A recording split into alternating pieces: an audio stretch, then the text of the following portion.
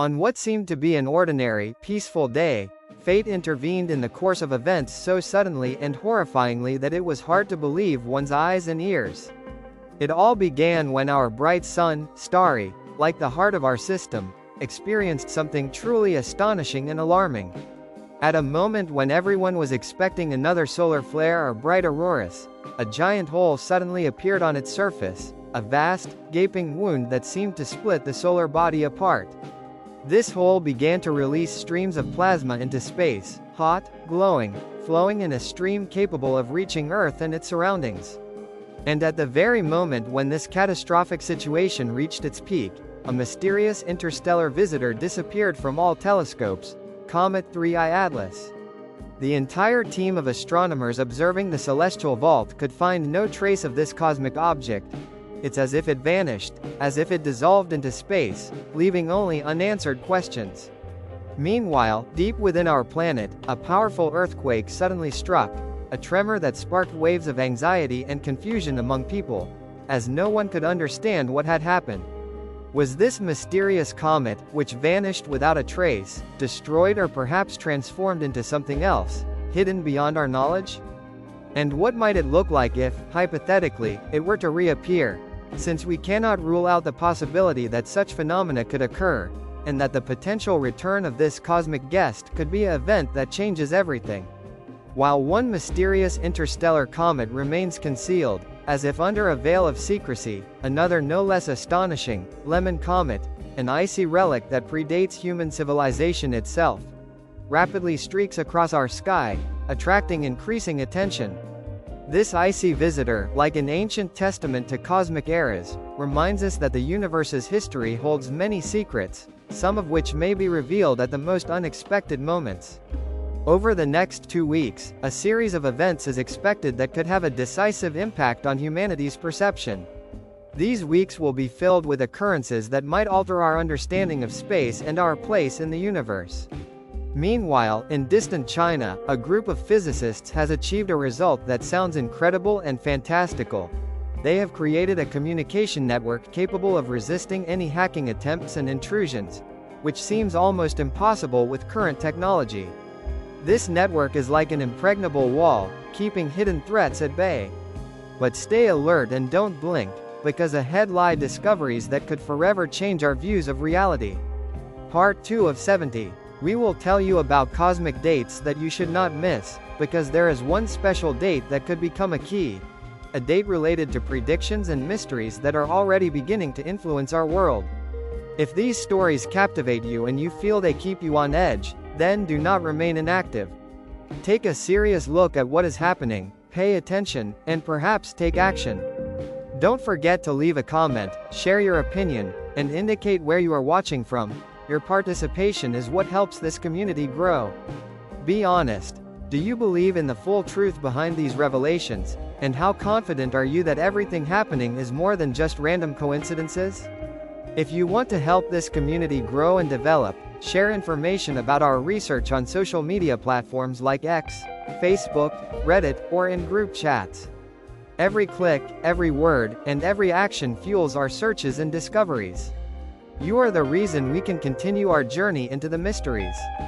At that moment, the solar wind's magnetic polarity precisely aligned with Earth's magnetic field, creating a special configuration that facilitated the most efficient transfer of energy from solar breath into our planet's magnetosphere. It was like a perfectly calibrated connection, allowing the flow of solar energy to penetrate Earth's protective layers with greater strength than usual, resulting in an intensified interaction between the solar wind and the planet's magnetic field. As a result, geophysicists attempted to forecast the possible consequences of such a powerful impact by carefully analyzing data and modeling scenarios. Power grid operators, understanding the importance of the situation, prepared their systems for potential failures and outages, receiving warnings about possible overloads and disconnections. Satellite control systems equipped with the most advanced instruments were put on high alert to quickly detect and address possible malfunctions related to increased space weather activity. Meanwhile, aurora hunters, armed with cameras and telescopes, headed north, toward the area where the solar energy, attacking Earth was expected to transform into a magnificent natural show. an indescribably bright light display painted in colors difficult to convey in words. Reds, greens, purples dancing across the night sky. They knew that such solar eruptions could color the heavens in astonishing, sometimes even fantastical hues, evoking awe and admiration from ground observers. However, at that very moment, something happened that completely changed the perception of the entire scene. Time seemed to freeze at the exact moment when everything appeared predictable and expected. Something happened, an event that could overturn our usual understanding of this sunny phenomenon, transforming it from a common cosmic event into a mysterious secret of the universe. And then, at the most inopportune moment, one of the most unusual and enigmatic objects disappeared behind the solar horizon, the comet designated 3IATLAS. This was the only confirmed interstellar visitor ever recorded within our solar system throughout the history of observations.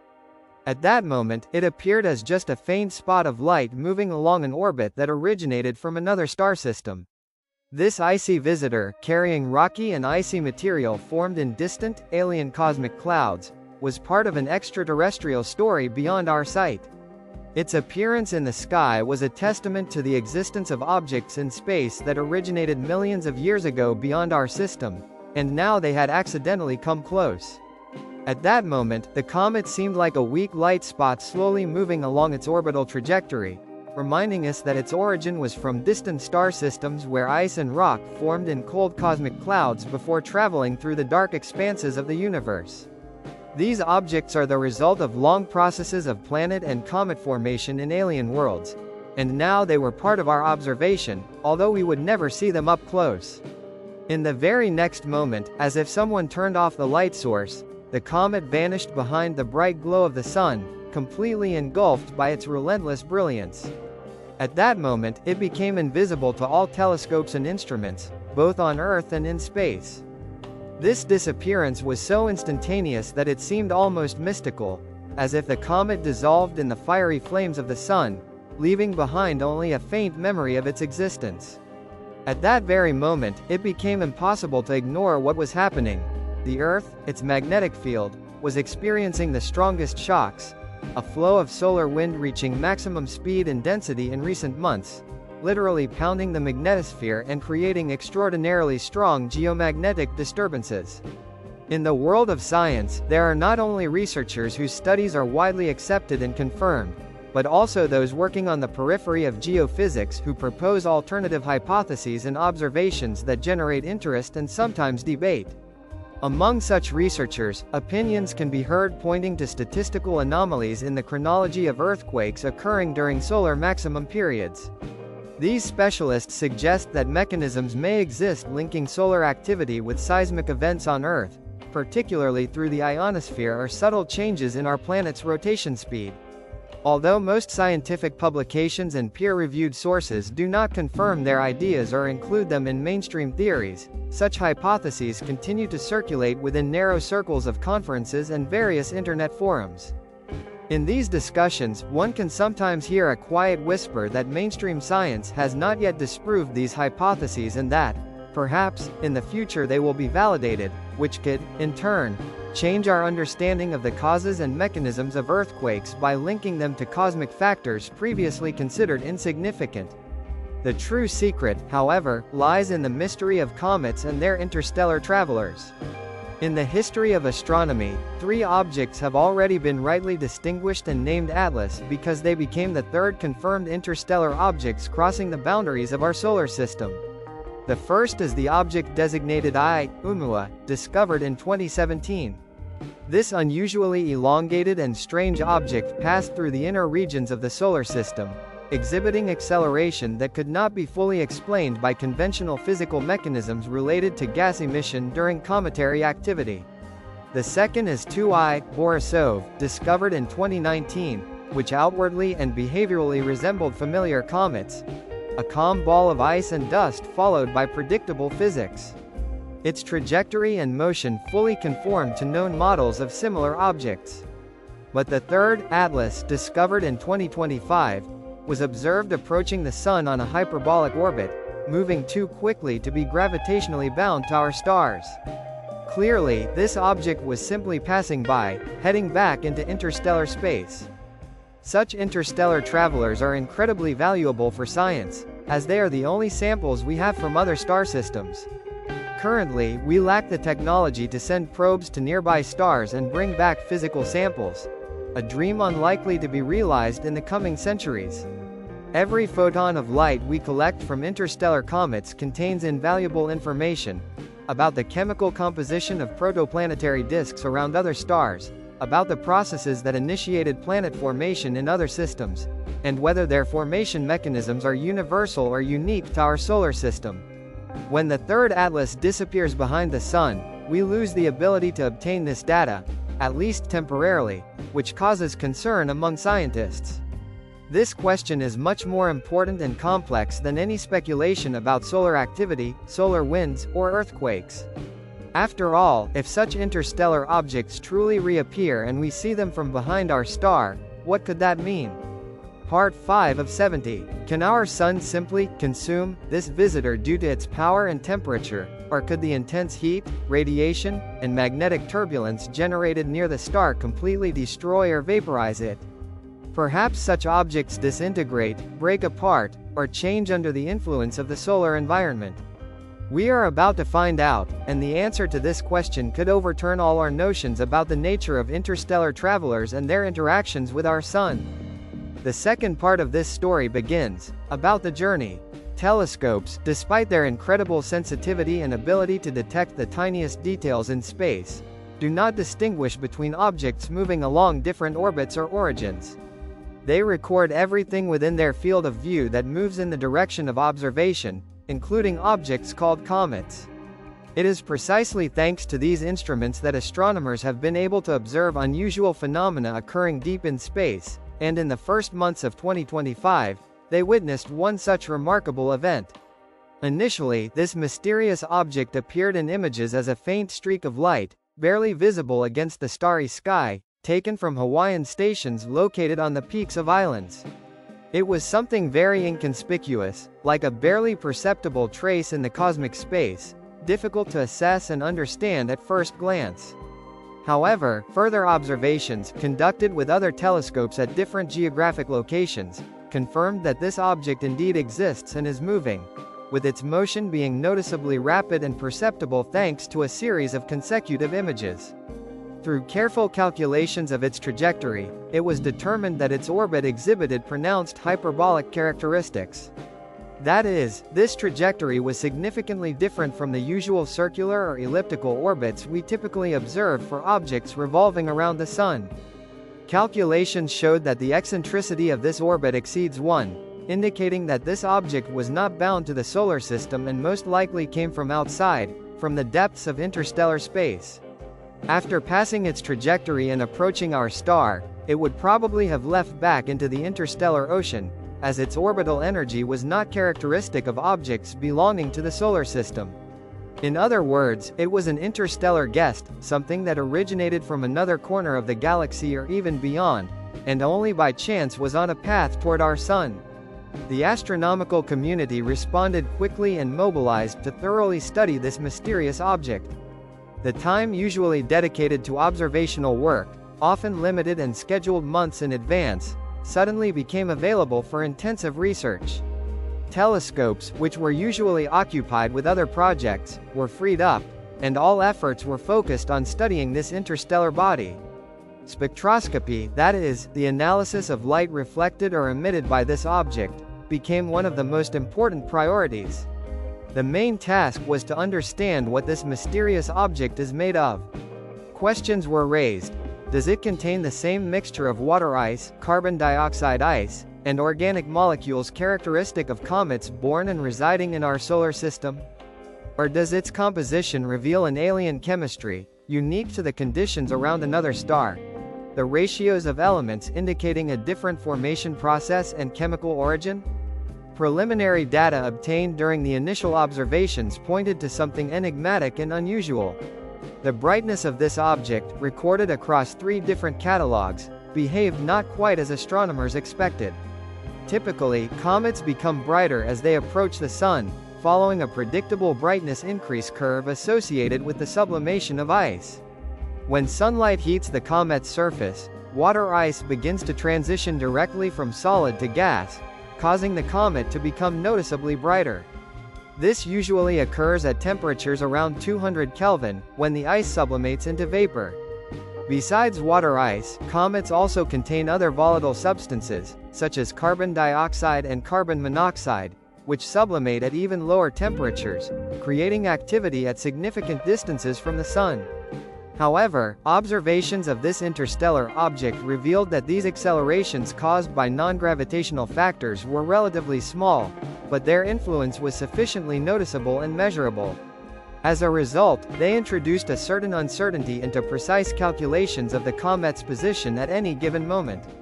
Modeling such perturbations was particularly challenging for the so-called 3IATLAS, comet 3IATLAS. Despite continuous improvements in orbital calculations, errors continued to shift, and the range of possible deviations expanded. Ultimately, astronomers found themselves increasingly uncertain about when and exactly where this comet would reappear due to solar radiation. Some observations hinted at the possible fragmentation of the comet even before it disappeared. Comet nuclei are very fragile structures, consisting of complex clusters of ice and rocks bound together in a single body. These structures can easily break apart under thermal stresses caused by approaching the Sun or under the influence of tidal forces, which exert a strong impact on such small bodies. When a comet breaks apart into separate fragments, these debris often continue to move along similar orbits, following the original body, which leads to the appearance in observations of a chain of smaller objects aligned along comparable trajectories.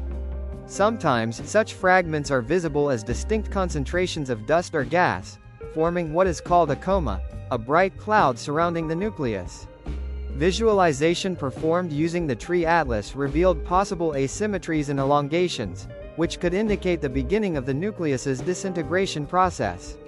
If the comet was already in the fragmentation stage before disappearing, questions about its future became particularly relevant. What will emerge from the solar glare? Perhaps a single large object, or a stream of tiny shards and debris, or, in the worst case, nothing, if these fragments become so small that they are impossible to detect. In this context, comparing these interstellar objects was inevitable, as the appearance of new visitors from interstellar space has become a reality. The first such object, designated I-Oumuamua, was discovered for the first time, but its nature remained uncertain. It showed no prominent signs of a comet, no visible coma, tail, or other characteristic features of icy bodies. Nevertheless, it accelerated near the Sun in a manner that could not be fully explained by gravitational forces alone. The most likely explanation for this acceleration was the release of gas, possibly volatile and even more exotic than water. Candidates included carbon dioxide or molecular nitrogen, substances that sublimate without forming a noticeable dust component. Some scientists hypothesized that it could have been something supernatural, such as light sails or even alien probes captured into orbit. However, such theories did not gain widespread support within the scientific community, as they were more speculative than based on solid evidence. The second interstellar object, known as 2I, Borisov, behaved more typically. It acted like a normal comet, had a bright nucleus surrounded by a coma and tail, and showed brightness variations consistent with standard models of such bodies. Spectroscopic studies confirmed the presence of water vapor and carbon monoxide, which was very significant. These substances were detected in spectra similar to those characteristic of comets in our solar system, indicating that similar formation scenarios occur around other stars. This gave hope that the processes of planet and comet formation in other systems follow the same rules as ours. However, this interstellar visitor also showed signs of fragmentation, especially during its closest approach to the Sun, known as perihelion. Part 8 of 70. The images revealed a small geometric solar conjunction, a complex and multifaceted phenomenon that occurs when an object, such as a comet or another celestial body, passes beyond the solar disk on the side hidden from the observer on Earth. In such cases, observing this object becomes difficult, and sometimes impossible, because a so-called visibility gap, or in other words, an observational blackout, occurs along its path. This gap, or disappearance of the object, can last from several days up to several weeks, and its duration directly depends on the object's trajectory relative to the Sun, as well as its brightness and size. The fainter the comet or other object, the harder it is to predict exactly when it will reappear in the field of view, since at that moment it may be behind the Sun or in its blind zone. For objects already showing signs of unusual behavior, such as a faint comet, this gap turns into a kind of black box, a period during which all possible scenarios of development remain unknown. During this time, everything, including potential disintegration of the object, sudden brightening, or even its disappearance, remains hidden from observers, creating a sense of complete uncertainty. It is quite possible that even during this period, the comet could disintegrate under the influence of solar heat and radiation, or conversely, suddenly become brighter than expected, especially if it survives the critical moment of passing behind the Sun. At the same time, there is also a chance that the comet remains virtually intact but is so close to the Sun that its reflections and glints from the solar surface are so intense and dazzling that it becomes visually indistinguishable. All of this remains unknown until the moment when the geometric conditions again allow observation of the object, and we can obtain new data. The models that scientists developed and used to forecast the comet's future were based on assumptions about the size and composition of its nucleus. When it comes to the nucleus, its size could vary significantly, from a few hundred meters to several kilometers, with differences reaching 10 times or more. This uncertainty in the size and composition of the nucleus turns any predictions into more of an educated guess, since even slight discrepancies in the data lead to entirely different scenarios of development. In some cases, if the nucleus was relatively large and primarily composed of rocky materials, thermal models suggested that it could survive passing through perihelion, the closest point to the Sun, with minimal mass loss. In such cases, it would likely remain intact or nearly so, only slightly thin. But if the nucleus was small and consisted mainly of ice, then the heat generated near perihelion could have completely vaporized it, leaving behind only a dispersed cloud of gas and dust that spreads in different directions, creating the illusion of the object disappearing. All these hypotheses and models were based on assumptions about the size of the nucleus, and unfortunately, in reality, the size of this nucleus could have ranged from a few hundred meters to several kilometers, meaning that the actual situation could have been significantly different from our expectations. Moreover, this uncertainty in the characteristics of the nucleus had a huge impact on the accuracy of predictions, making them practically unresolvable and more of an approximation than an exact science.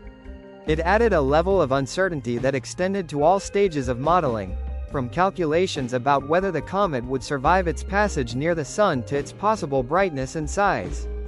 Eventually, astronomers began to use a metaphor that became popular in scientific circles, describing such objects as invisible interstellar travelers. Somewhere beyond the Sun, hidden from any telescope, these celestial bodies are sent from another star system. They may either survive or be completely destroyed, and humanity at that moment remains merely an observer, unable to influence their fate, only waiting for the geometric configuration to align again. Around the comet's nucleus, a dense cloud of gas and dust spreads out, and it is this complex, mysterious shell that creates the impression that nature itself takes over, transforming cosmic processes into a kind of magic of physical interactions. Inside this cloud, the gas is ionized by solar ultraviolet radiation, turning into plasma, a mixture of charged particles in which electric and magnetic forces begin to play a significant role. As a result of this process, numerous ions, particles with an electric charge, are generated in the gas, reacting to the presence of magnetic fields surrounding the comet. These magnetic fields, in turn, are created by the solar wind, a constant flow of charged particles emanating from the Sun at speeds exceeding hundreds of kilometers per second. When the solar wind interacts with the ionized gas, it carries magnetic field lines, which seem to drape the comet with a dense cloak, enveloping it from the outside. This interaction results in the formation of a special structure, the so-called magneto or magnetic tail. It is a long stream of gas, sometimes stretching millions of kilometers, glowing faintly with the light of ionized molecules such as carbon monoxide and other substances released from the nucleus as it heats up. This tail is not just a passive formation, it is constantly in motion, subject to turbulent oscillations caused by the vigorous flows of the solar wind, making it sway, flutter, and change in size. During periods of intense solar storms, when the flux of solar particles becomes particularly strong, there is a risk that the comet's tail will completely disintegrate, break apart into pieces, and disappear, only to potentially form anew under different conditions.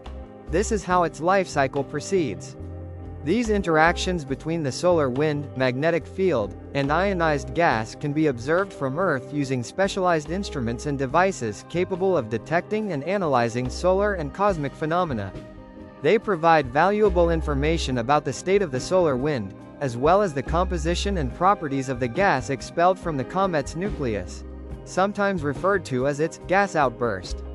Thanks to these observations, scientists can better understand how solar radiation and magnetic fields influence cosmic bodies and their near-Earth environment. However, what happens when a comet encounters especially fast and powerful solar wind, particularly if it is already under significant stress caused by high solar heating as it approaches perihelion, the closest point to the Sun? This question remains very important and relevant, as such encounters can have dramatic consequences. Stories of such events have repeatedly become nightmares for scientists. For example, in 2021, a comet was discovered that promised to become a particularly bright object in the sky and attracted many observers. However, during its approach to the Sun, in 2013, this comet began to disintegrate. Its nucleus seemed to break into small pieces and transform into a cloud of dust and gas. Spacecraft specifically designed to monitor solar activity recorded how the comet entered the perihelion region, essentially turning into a bright, multicolored cloud, diffuse and blurred. The nucleus, which was once solid and durable, apparently could not withstand thermal and tidal stresses and completely disintegrated. Interestingly, Comet Lahi, which passed within approximately 140,000 kilometers of the Sun's surface in 2011, somehow survived such an extreme approach despite all predictions of its inevitable destruction. Contrary to expectations that high temperature and tidal forces would fully destroy it, the nucleus did not disappear entirely. Images taken by spacecraft show that the comet's tail stretched for millions of kilometers after perihelion, with its source being intense gas emission. Some proponents of certain theories point to a series of observations they believe indicate a significant role of electrical processes in comet behavior. Among these phenomena are sudden disconnections within the comet, as well as sharp and rapid changes in its brightness. These features, according to proponents of alternative hypotheses, serve as evidence that not only gravitational forces but also electrical interactions influence the structure and dynamics of comets. They suggest that such events may occur under the influence of the solar wind, which can cause significant redistribution of charges within the comet, potentially leading to its fragmentation or trajectory changes. Within this hypothesis, it is proposed that strong solar wind streams can separate electrical charges inside the comet, possibly triggering powerful discharges or explosive events, as well as causing deviations in motion that exceed those explained solely by gas and dust emissions. However, evidence supporting these assumptions remains controversial and uncertain among most scientists. The theoretical foundation for such ideas is still incomplete and often insufficiently justified, yet these concepts continue to circulate and find support among some researchers precisely because they attempt to explain observations that do not fit into classical models of comet behavior. Specifically, the disappearance of three objects known as the 3IATLAS during a period of intense solar wind has become one of the arguments for electric hypothesis advocates. Those promoting the importance of electrical forces saw this event as a possible confirmation of their assumptions, believing that the impact of the solar wind could have led to charge separation and, consequently, the disappearance of these comets. At the same time, most astronomers supporting the traditional gravitational model viewed this case as merely a coincidence that does not justify introducing additional electrical mechanisms. What complicates the situation is the fact that, to date, we still lack comprehensive information about the composition of these three comets. Spectroscopic observations conducted before their disappearance were quite limited and did not allow for a complete understanding of the chemical makeup of these objects. It is quite possible that they consisted of water ice, as most comets discovered in the solar system primarily do, or their nuclei could have been saturated with ice rich in carbon oxide, which can sublimate at much lower temperatures than water, thus activating the comet at large distances from the Sun. Variations in the chemical composition of a comet can be very significant. For example, the nucleus may be rich in silicates and contain very little volatile substances, making it more similar to an asteroid than a typical comet. Each such structure reacts differently to solar heating and interactions with the solar wind. If the core has extremely high porosity, almost like aerogel, thermal waves can easily penetrate inside, heating the subsurface ice and causing its sublimation, which may lead to a cascade destruction of the entire structure. If the core is covered with a thin layer of dust or ice, it will activate only a limited number of regions, from which jets of gas and dust will emanate. Such jets can influence the rotation of the core, causing it to spin or change its trajectory in unpredictable directions. If, however, the core is a contact double body consisting of two objects held together by weak gravity, tidal forces caused by solar attraction, as well as thermal stress, may be strong enough to tear it apart. In this case, the Sun, acting as a powerful cosmic destroyer, becomes a kind of gateway through which all objects entering the inner solar system pass, subjected to destructive forces. Interstellar comets are especially vulnerable and prone to destruction. In 1992, a very unusual and impressive event occurred in space involving a comet passing near Jupiter, which at that moment was at a very close distance.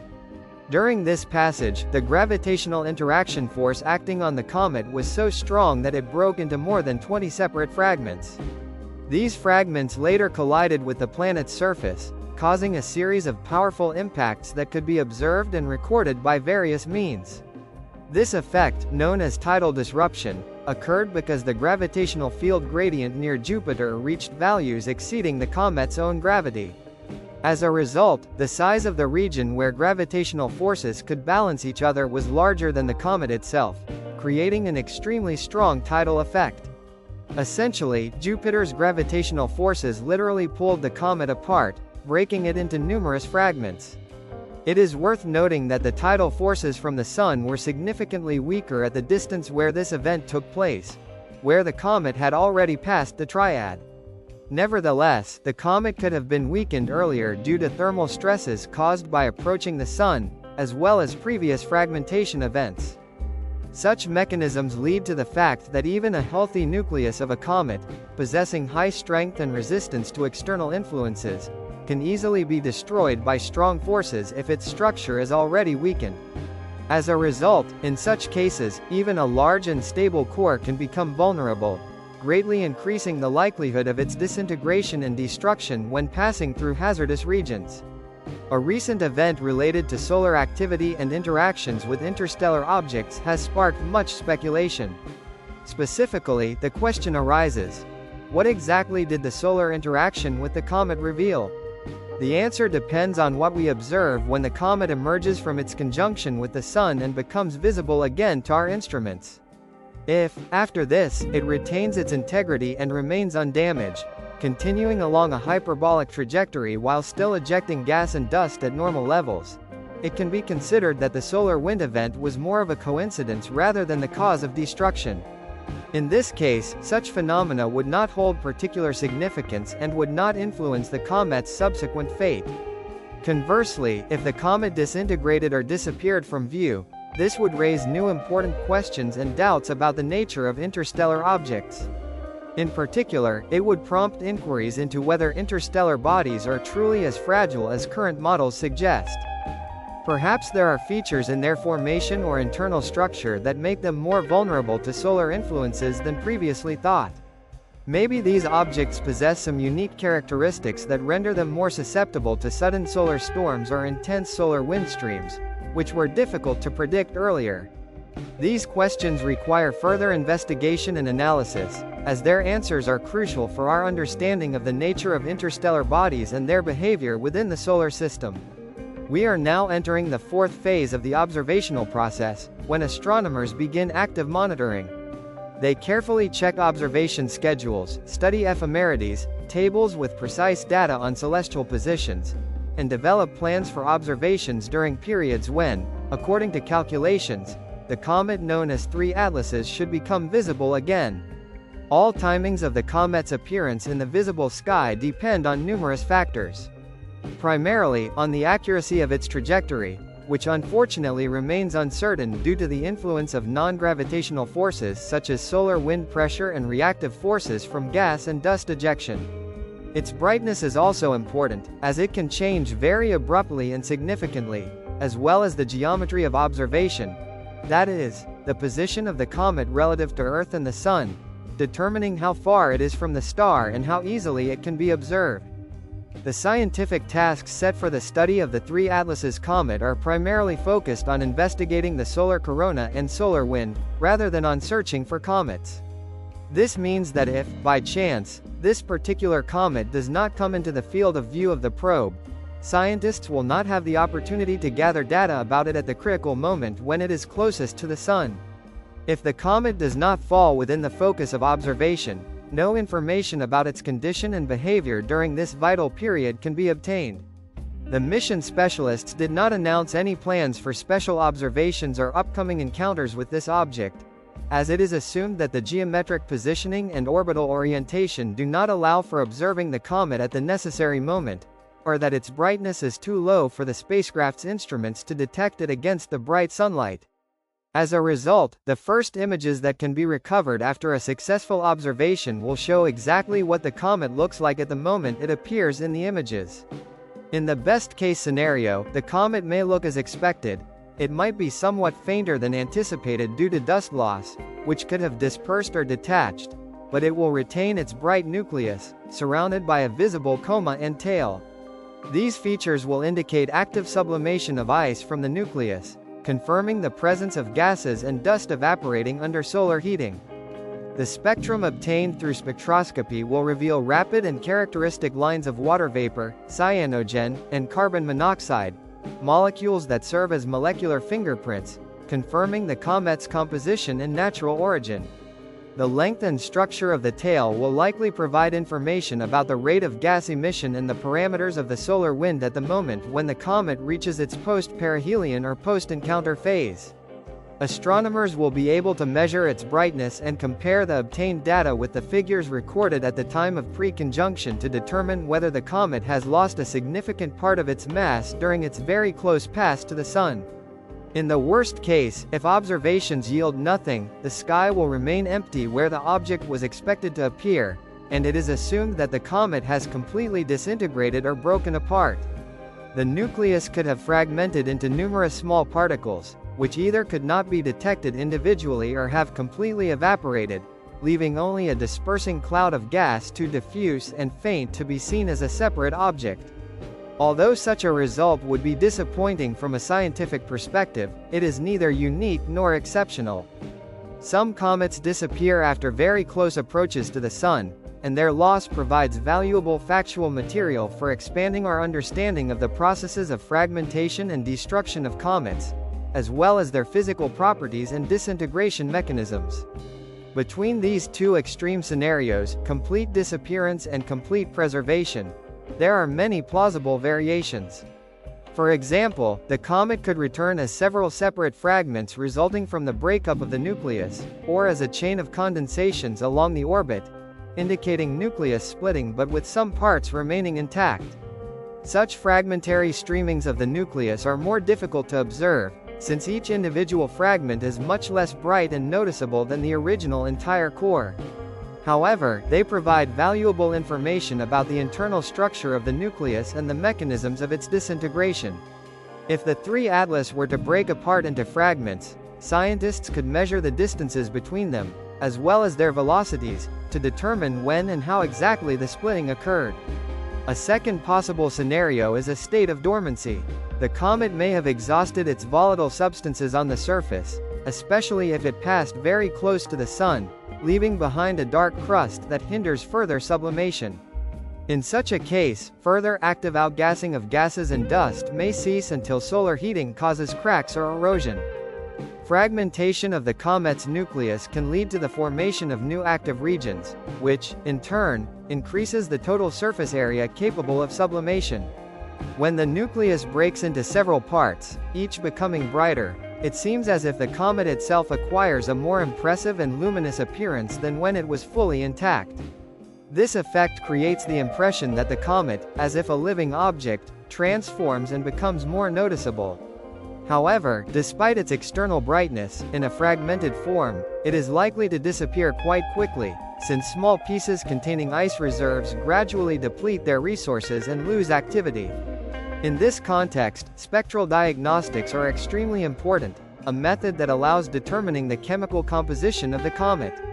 Observations made before the nucleus's breakup showed the presence of characteristic signs of water and possibly carbon monoxide, but the full spectral dataset remained unavailable. This leaves the question open regarding the complete composition of the comet's material. Post-perihelion spectroscopy, that is, studies conducted after the comet passes its closest point to the Sun, can help identify substances that were previously undetectable. Perhaps they were not registered because the comet did not emit them in significant quantities, or because observations were carried out in unsuitable wavelength ranges. For example, oxygen emission lines indicate water sublimation, and the presence of cyanogen lines suggests the presence of carbon and nitrogen, pointing to chemistry based on these elements. Sometimes, lines of sodium and iron also appear in comet spectra, which may indicate the impact of metal-rich materials occurring inside the nucleus and being ejected outward. Amateur astronomers can also play an important role in understanding the processes happening with the comet.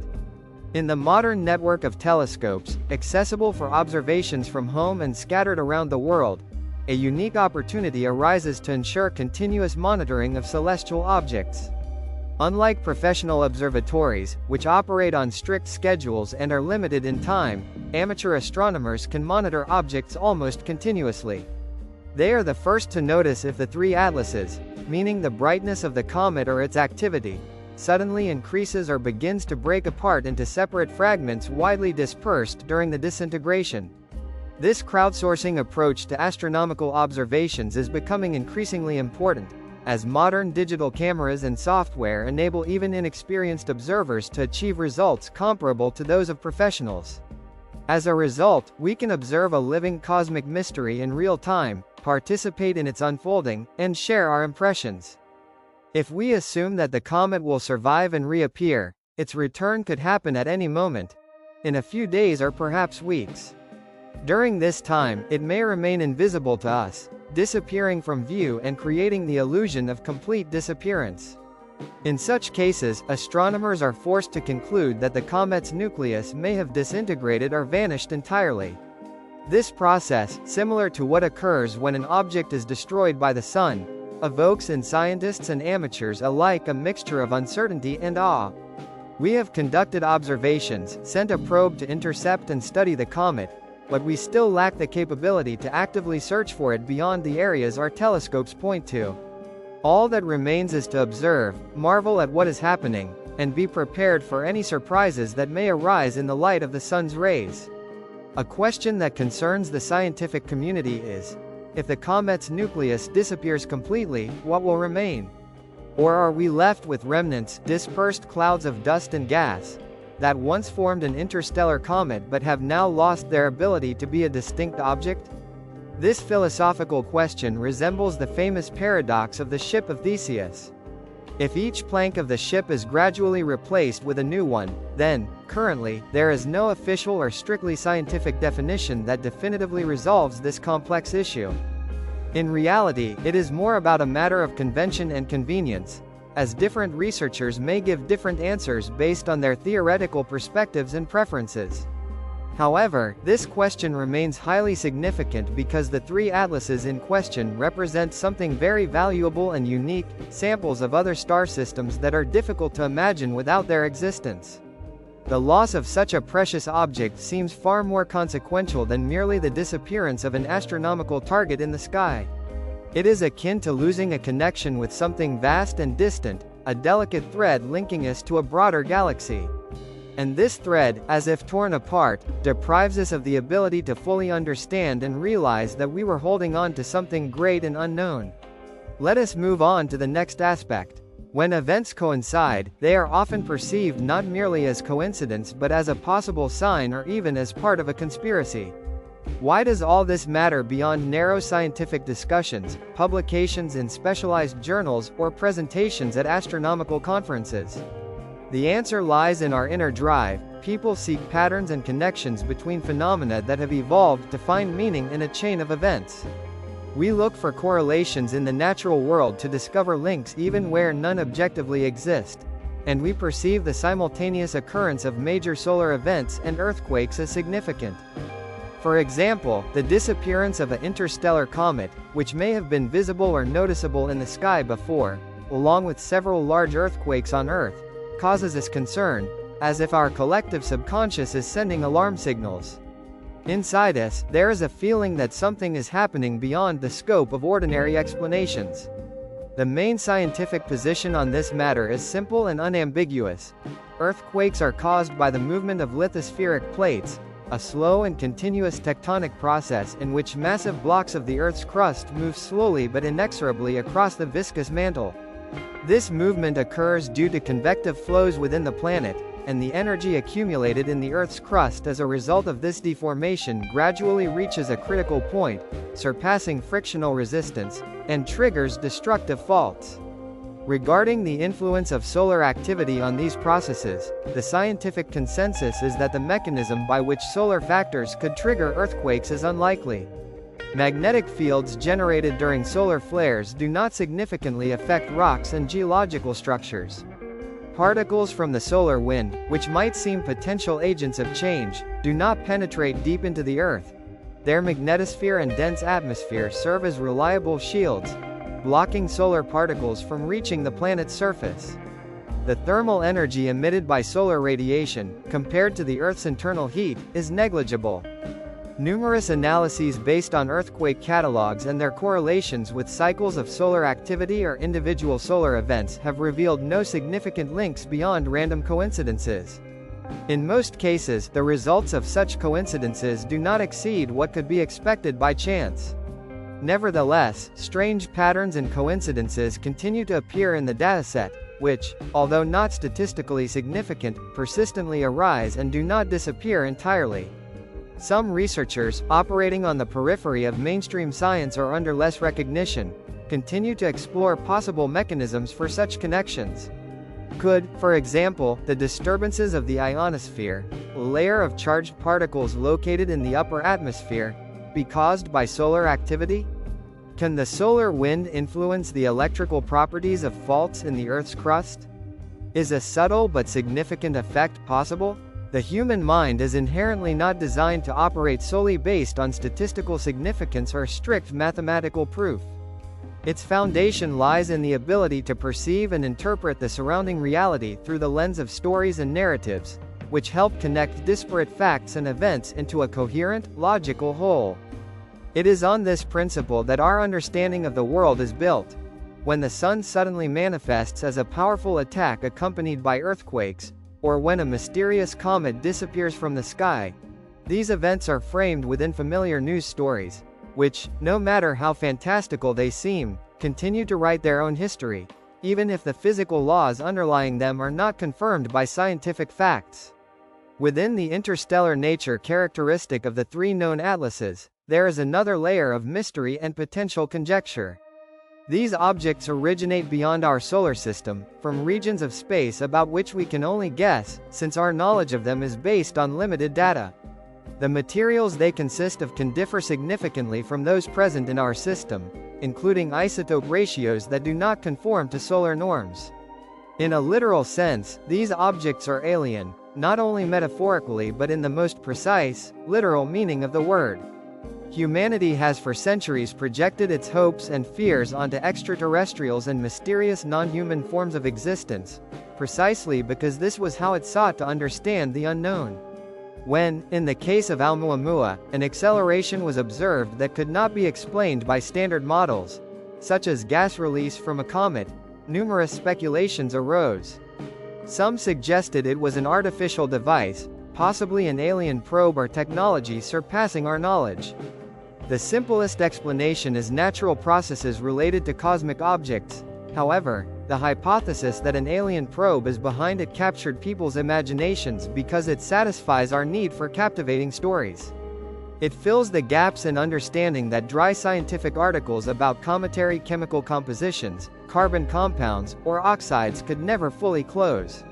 When the three atlases disappear during a solar storm, a natural and very human desire arises to seek explanations in theories that comets may carry not only matter but also information, code, perhaps even consciousness. Why did these objects become targets for such assumptions? Perhaps we wonder whether they are something more than just dirty snowballs in a winter sky.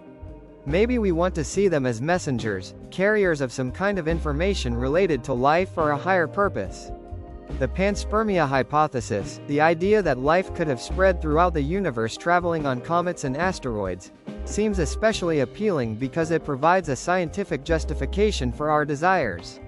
If comets indeed carried organic compounds, the precursors of life, which may have led to the emergence of life on our planet during harsh bombardment periods billions of years ago, then each comet would become a potential vessel for seeds of life. In this case, interstellar comets would acquire particular significance because they could carry chemistry characteristic of other biospheres located around different stars.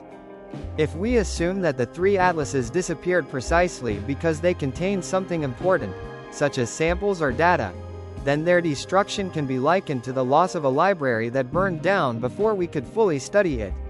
It would be a lost source of information, a treasure trove of knowledge that could reveal secrets hidden in space. In more fringe circles, beyond official science, other hypotheses circulate, more exotic and often controversial. For example, supporters of the electric universe theory interpret the phenomena in a different light. In today's world, filled with an endless flow of information and diverse theories, disputes and speculations often arise regarding unusual phenomena occurring in space.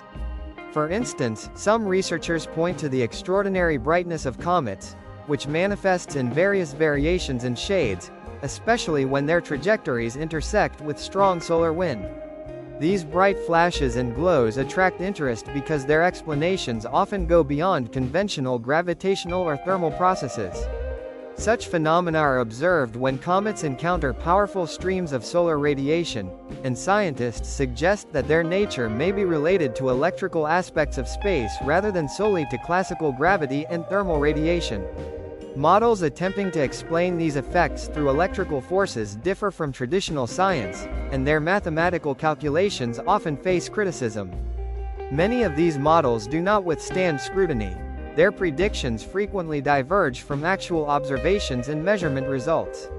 Nevertheless, the allure of the electric universe idea remains strong because visual effects such as lightning, sparks, and light discharges create an impression of some hidden, energetic force that surpasses the capabilities of modern scientific explanations.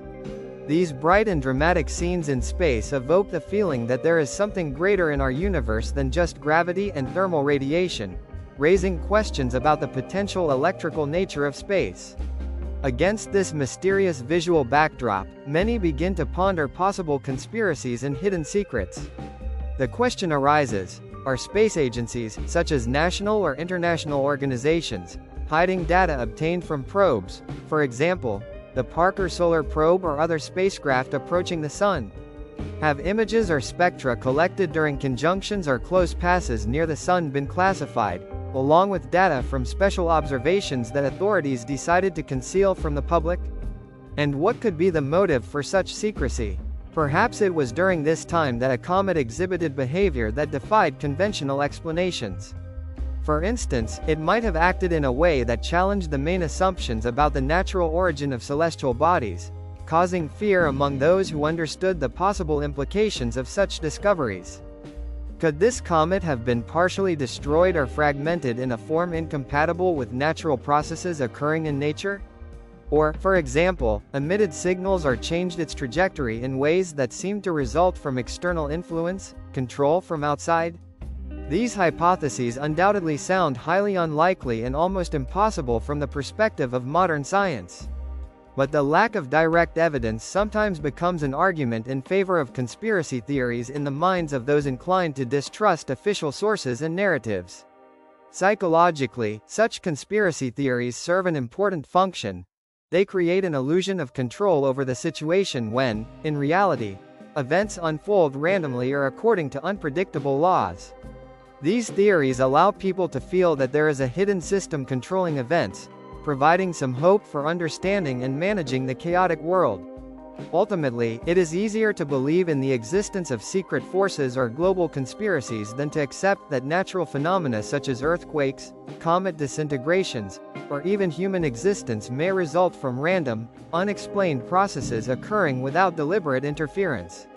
We, humanity, are tiny points in a vast, fragile universe moving through an indifferent cosmos, and this realization often provokes anxiety and a desire to find an explanation for it all. Stories of secret knowledge, hidden truths, and suppressed facts often evoke more emotional engagement than dull, slowly converging scientific research. People tend to favor versions in which, when astronomers publish their studies and share their observational results, they are often based on the laws of physics, chemistry, and principles of orbital mechanics. They explain what is happening by offering scientific hypotheses supported by carefully conducted calculations and observations. For most people, such explanations are interesting, and many accept these scientific conclusions calmly, continuing their way without delving into details. However, there are also those who do not stop there. They are drawn to seek hidden meanings, establish connections that are not immediately obvious. For them, it is important to understand whether there is a link between the comet and earthquakes, between solar activity and unpredictable natural disasters, that goes beyond material causes and logical patterns. These two approaches, trusting scientific explanations and searching for esoteric connections, are manifestations of human nature itself. Both positions reflect an inner need to understand our place in the universe, an attempt to find meaning in chaos and random phenomena of the cosmos. We feel that the sun has done something. It has become fierce and frightening, as if demonstrating its power, then disappears beyond the horizon, leaving behind a sense of anxiety and wonder. At the same time, the comet disappears beyond visibility, and the Earth seems to tremble beneath our feet. Whatever is hidden behind these events, truth or merely interpretations, it remains elusive, stimulating our thoughts and feelings. All of this evokes a sense of wonder and sometimes anxiety in people, reminding us how small and vulnerable humans are in the face of the cosmos's might. Part 6 is a story about a comet that we can observe right now. While the planet 3IATLAS hides behind the sun, shrouded in its shadow, another comet takes the stage, putting on a real show in the sky for those who know how to look and where to look. To notice it, one must be prepared to wake up early in the morning or stay up late after sunset. Currently, the focus is on Comet C 2025A6, discovered at the Mount Lemmon Observatory located in Arizona. This celestial visitor has been named after a lemon, as it approaches its first and very important perihelion, the closest point to the Sun. At this moment, it will reach a brightness level that allows observation even with binoculars or a small telescope, and under favorable conditions, with the naked eye. In the dark, unpopulated part of the sky, away from city light pollution, it will be visible when it reaches its peak visibility. The next 2 weeks are precisely the period when observing the comet will be most successful and rewarding for astronomy enthusiasts. The closest approach of the comet to the Sun, associated with the name Lemmon, is scheduled for mid-November of this year. However, it is the geometry of its orbit that will create conditions for maximum visibility from Earth slightly earlier, just before perihelion, when the comet will be sufficiently far from the bright sunlight and can be observed with maximum comfort. Currently, the comet is visible during the pre-dawn hours, rising in the eastern part of the sky several hours before sunrise. It shines with a soft, diffuse light characteristic of actively emitting comets, with a well-developed coma and possibly a short tail.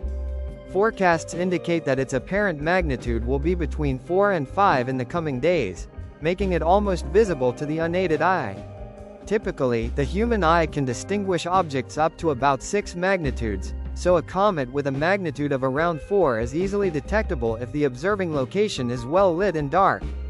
To find it, one needs to know exactly where to look because it is moving through the constellation Cancer, slowly shifting eastward against the starry background. Special star charts available online can help easily determine its path and relate it to recognizable constellations. Success in observing comets often depends on traveling outside urban areas, where the sky remains nearly cloudless and dark, creating ideal conditions for astronomical observations. In such places, where light pollution is minimal and the sky appears infinitely deep and clear, there is an opportunity to see the Milky Way in all its splendor and, most importantly, to detect faint objects low on the horizon that are barely visible under city lights. The most suitable instrument for this purpose is binoculars, as they not only magnify the image, making the comet's faint glow more noticeable, but also maintain a wide field of view, greatly facilitating the search and subsequent tracking of the moving celestial object. Standard binoculars with a 7-fold magnification and a 50 mm objective diameter are particularly well suited for such tasks, and are familiar to many amateur astronomers and naturalists. These models provide a sufficiently bright image of faint objects while preserving a broad view, significantly increasing the chances of discovering the comet early in its appearance in the sky. If possible, it is recommended to mount the binoculars on a tripod, as this eliminates handshake and allows for prolonged observations without quick fatigue.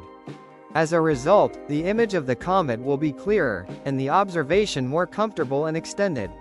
When observing the comet, it usually appears as a small, slightly blurred spot, distinctly different from bright stars because it lacks a precise stellar shape. In some cases, a faint greenish tint can be observed, caused by emissions of diatomic carbon molecules in the coma. Telescopes, in turn, allow for a closer examination of finer details, the structure of the coma, possible jets or fans of material emanating from active regions of the nucleus, and the tail if it is sufficiently developed and prominent. However, it is important to remember that increasing the magnification also narrows the field of view, making it more difficult to initially locate the comet. Since the Earth's rotation causes the object to move slowly across the sky, it must be constantly adjusted to keep it in the center of the view. Many experienced amateur astronomers prefer to use binoculars for aesthetic reasons. The wide field of view provided by such devices allows observers to see the comet in the context of starfields and the Milky Way, emphasizing its role as a transient visitor moving through a more constant and unchanging celestial landscape. Observations in the early hours, when the comet first appears, sometimes lead to astonishing discoveries that evoke both concern and admiration among scientists. The brightness of the comet often does not match predictions based on models. This is because forecasting a comet's brightness is quite challenging, as it depends on numerous factors that cannot be measured directly, such as the size of the nucleus, its composition, rotation, surface properties, and the ratio of dust to gas. The models are based on assumptions and statistical data obtained from observations of other comets, but each individual comet can exhibit entirely unique behavior that deviates from the average. In the case of the Lemon comet, there were periods when it became significantly brighter much faster than predicted, followed by a plateau where its brightness remained almost unchanged despite approaching the Sun. These unusual deviations can be caused by several factors. One is an outburst of activity, when a sudden release of fresh volatile substances from the nucleus creates a temporary surge of gas and dust, increasing the comet's brightness. Variations in brightness related to the rotation of the nucleus are also possible. If one part or hemisphere responds more actively to sunlight, the brightness will fluctuate as it rotates, creating periodic oscillations.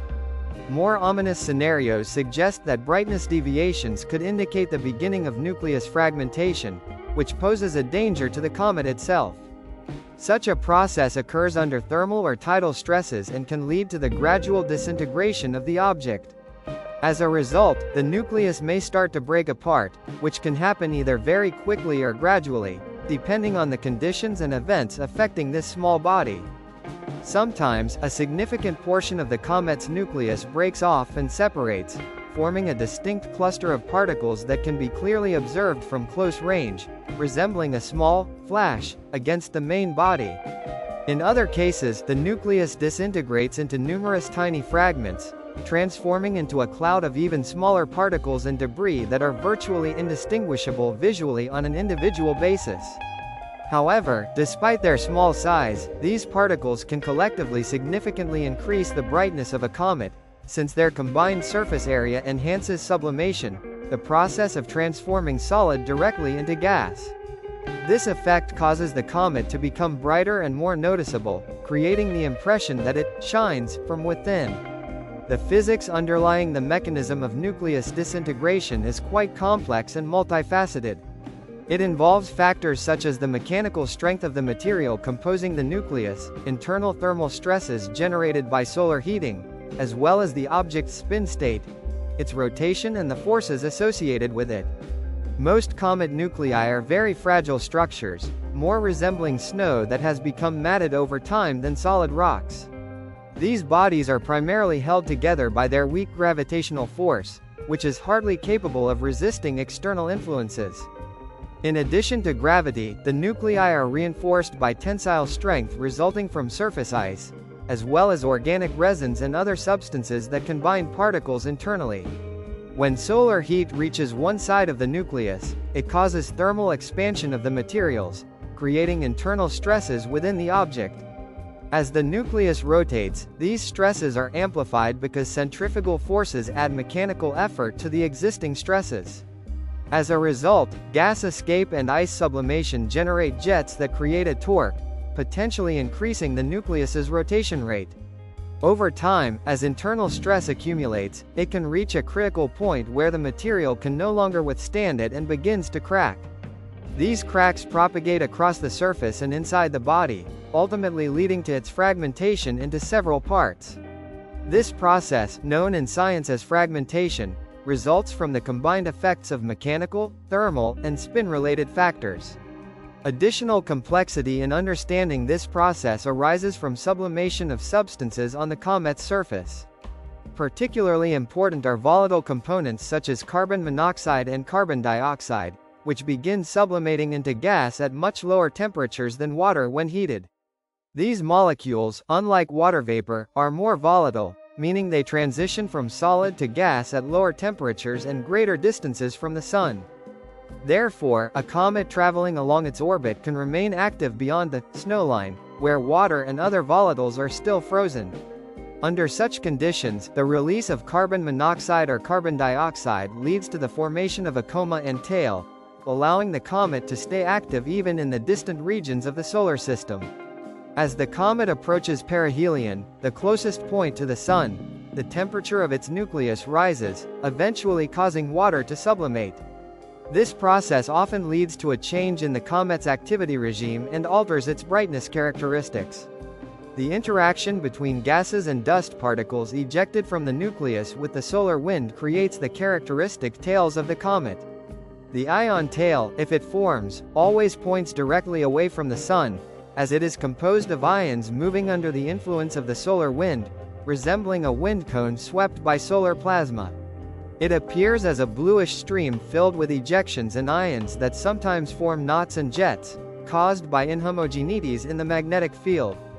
Gravitational disturbances originating from the massive giant planet eventually dispersed it into an endless cloud, transforming into a giant spherical reservoir of comets surrounding the solar system at distances up to 100,000 astronomical units. These celestial bodies, like drops in the vast ocean of interstellar space, scattered in different directions, obeying complex gravitational forces. Perhaps their paths were influenced by a passing star or a massive molecular cloud, which disrupted their orbital trajectories, causing the comets to return to the solar system. This return, not accidental but the result of gravitational perturbations, creates a unique picture of the movement of these ancient bodies, remnants from the era of the solar system's formation. Their composition and chemical profile reflect the initial conditions that existed in the young solar environment, identical molecular ratios and isotopic compositions to those of distant times when the galaxy was young. It is important to note that, billions of years before today, similar comets could have formed in other parts of our galaxy. In one such region, where conditions may have been similar or, conversely, radically different, 3 so-called atlases, large icy bodies formed near another star, came into being. The timing and conditions of their formation depended on temperature and pressure in the protoplanetary disks, the presence of heavy elements and radiation environment, as well as the timescales allocated for planet formation. All these factors determined the final chemical composition of the comets and their internal structure, making each group of comets unique while also part of the broader cosmic scenario. When we compare interstellar comets with those belonging to our solar system, it is as if we are sampling from different stellar nurseries to identify common features and differences. These comparisons help us understand the universality of comet formation processes and reveal local variations caused by the unique conditions of each region. In this sense, each comet appears as a living testament to cosmic history, as a messenger carrying information about a time before Earth existed, when the first molecules were forming and new planetary systems were being born. Lemon is a symbol of the fragility of these ancient bodies. It serves as a reminder of how dangerous and at the same time astonishing their nature is.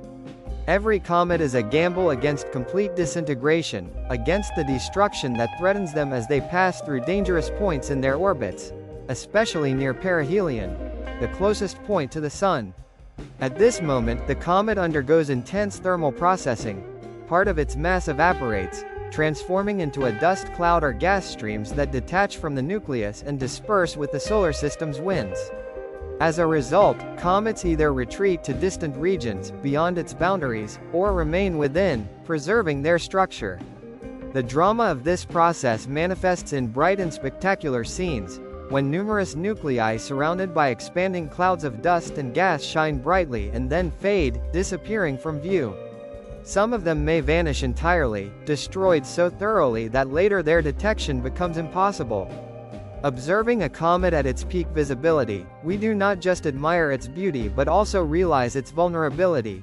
Its journey, spanning billions of years in the deep freeze of interstellar space, is a kind of cosmic survivor that has endured the test of time and radiation.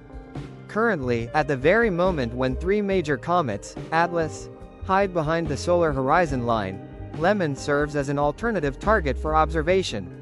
This is a unique opportunity for those who want to see and understand what a comet moving through our system looks like. If you haven't seen it with your own eyes yet, if you are familiar with the phenomenon, it sometimes seems that watching icy visitors, comets, happens almost automatically, as if their appearance and disappearance are governed by some mysterious and predictable laws. In reality, the situation is much more prosaic and complex. At any given moment, a vast number of comets orbit our solar system, each with its own unique speed and a tangible or nearly imperceptible distance from the Sun. Most of these icy bodies are so small or located so far away that without powerful telescopes, they are impossible to see.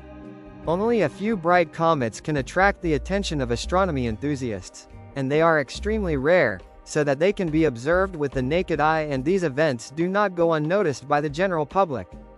What we perceive as individual bright comets is not only a result of their physical characteristics but also of the peculiarities of their observation. These clusters appear because we change our viewing angle or because, from a statistical point of view, some of them become more noticeable during certain periods. Overall, the discovery of new comets is essentially a random and highly probabilistic process. However, it is precisely through these random discoveries that periods are created when observers can choose from several potential targets for their observations. One such period is expected to be the year 2025. This year, the appearance of several bright objects is anticipated, among which is a comet designated with the provisional index C, 2025 R2 Swan. This object is among those that generate particular interest due to their characteristics and presumed activity. At the same time, the list of notable comets includes the famous Lemon and a comet called vanished 3IATLAS. But it is the comet designated C, 2025 R2 Swan that attracts special attention, as it belongs to the class of so-called swing comets, which follow elongated elliptical orbits and may become objects of close study. This comet is associated with a unique instrument installed on the SOHO spacecraft, a satellite specializing in observing solar activity in the ultraviolet range. It detects hydrogen emissions, which are important for analyzing comets. Why hydrogen specifically? Because comets, like giant water clouds, are surrounded by vast hydrogen envelopes, or coronas. These clouds form as a result of water molecule dissociation, which is caused by solar ultraviolet radiation. During this interaction, neutral hydrogen atoms are released, creating large, UV bright clouds invisible to ordinary telescopes but glowing brightly in ultraviolet light. It is precisely thanks to these hydrogen coronas that a comet can be detected at very large distances, even months before it becomes visible to the naked eye. The discovery of Comet C. 2025 R2 Swan was made possible by the detection of the hydrogen clouds surrounding it. These clouds, invisible but very important parts of the comet, help determine its trajectory and motion parameters. Subsequent optical observations confirmed the discovery, and orbital calculations showed that the comet is moving along an elongated elliptical orbit, bringing it close to the Sun in early 2026 after it passes perihelion, the closest point to our star. This will happen after the comet approaches Lemmons' cometary object, which is also of interest to astronomers, as its approach promises to be no less exciting. Nevertheless, the comet's path will be fast enough to continue capturing observers' interest. Preliminary brightness estimates for Lemmons' comet suggest it could reach magnitude 6 or 7, making it visible with binoculars rather than just a telescope. However, it is most likely impossible to see it without optical aid, except under special conditions. Brightness forecasts are based on assumptions about the size of the nucleus and the level of comet activity, both of which remain uncertain. Most meteor showers we observe almost annually are the result of Earth passing through well-preserved dust trails left by comets that have completed several of their orbital revolutions around the Sun. These trails form when comets approaching the inner solar system leave behind a thin layer of particles, which over time disperse along their orbits and create dust streams. Over centuries and even millennia, these particles continue to exist in space, forming the meteor streams we see as bright showers, such as the Perseids in August or the Geminids in December. These annual events serve as vivid reminders of Earth's long history of interaction with comet remnants and generate genuine interest among observers worldwide. Sometimes, however, the situation is quite different because new comets entering the inner solar system for the first time can behave unpredictably. Such objects, passing through regions where planets are located for the first time, lack familiar paths and long-established dust trails, so their orbits and dust distribution can vary greatly. As a result, the dust emanating from these comets is not evenly and smoothly distributed along their orbits, unlike the well-known streams. Repeated passages of comets tend to smooth out these distributions, making the streams more predictable and planetary perturbations less noticeable. However, new comets making their first passage through the inner solar system can leave behind dense clusters of particles, which under certain conditions may become sources of powerful meteor outbursts. If Earth happens to cross such a cluster, it can lead to a sharp increase in the number of meteors, reaching hundreds or even thousands per hour. Such events, called meteor storms, are very rare and difficult to predict because they depend entirely on the precise location of dust particles in space, a distribution that cannot be measured directly and with high accuracy. In the coming months, astronomers plan to carefully calculate the orbit of the so-called Cygnus object. This name has been given to a specific comet or meteor stream that could potentially be of observational interest. As a result of these new calculations, it will become clear whether there is a likelihood in the near future that Earth will intersect with any dust stream capable of producing a significant meteor shower. Even a low probability of such an event generates strong interest among astronomy enthusiasts and space observers, since any chance to witness a meteor shower turns into a memorable event that one would want to remember for a lifetime. Observing a meteor storm is like fulfilling a long-held wish, as witnessing hundreds or even thousands of bright meteors streak across the night sky in just 1 hour is one of the most exhilarating and thrilling experiences that the celestial sphere can offer. Such a spectacle is akin to a celestial fireworks display, which may occur no more than once or twice in an entire generation. The meteors we see during such storms originate from a single point in the sky called the radiant, a key feature of these phenomena. The radiant is a point on the celestial sphere from which all the falling meteors appear to emanate during peak activity. In reality, the trajectories of the particles entering Earth's atmosphere are parallel to each other, as they move along lines that are very close to parallel. During a powerful meteor shower, the entire sky seems to be covered with glowing streaks, as if the horizon itself transforms into a shimmering waterfall of falling stars. These bright streaks, rushing across the sky in all directions, are so captivating that photographs and videos can never fully convey the brightness and scale of this spectacle. Each flash, each meteor, is a unique event that cannot be exactly repeated, and that is why observing such phenomena is so special. The use of images of a swan and a lemon as metaphors for foil creates a particular tension and sense of instability in the narrative. These symbols, like delicate threads, connect different parts of the story, emphasizing the fragile nature of what is happening. Many comets, as is well known, encounter setbacks along their journeys, and it is reasonable to assume that the three well-known objects, Atlas, the swan, and the lemon, may also be at risk of failure or destruction. There is a certain logic to this. If many celestial bodies suffer defeats, then these three characters are not immune to a fate that could befall them at the most unexpected moment. It is interesting to consider whether everything happening is connected to the current state of solar energy, which, in turn, significantly influences the behavior and fate of comets. Could this environment, the so-called space climate created by solar activity, play a role in how successfully comets pass through the inner regions of our solar system? The question remains open. After all, looking at the chronology of events, perhaps something singular and accidental happened in October 2025, unrelated to any broader trend. However, it could also be an alarming signal, an omen of a period of increased solar activity capable of threatening any celestial body moving within the system. It is worth noting that the approximately 11-year solar activity cycle is approaching its maximum. During this time, we observe an increase in sunspots, mass coronal mass ejections, as well as intensified solar winds and magnetic field strength. During periods of solar maximum, conditions for comets approaching the Sun become particularly harsh.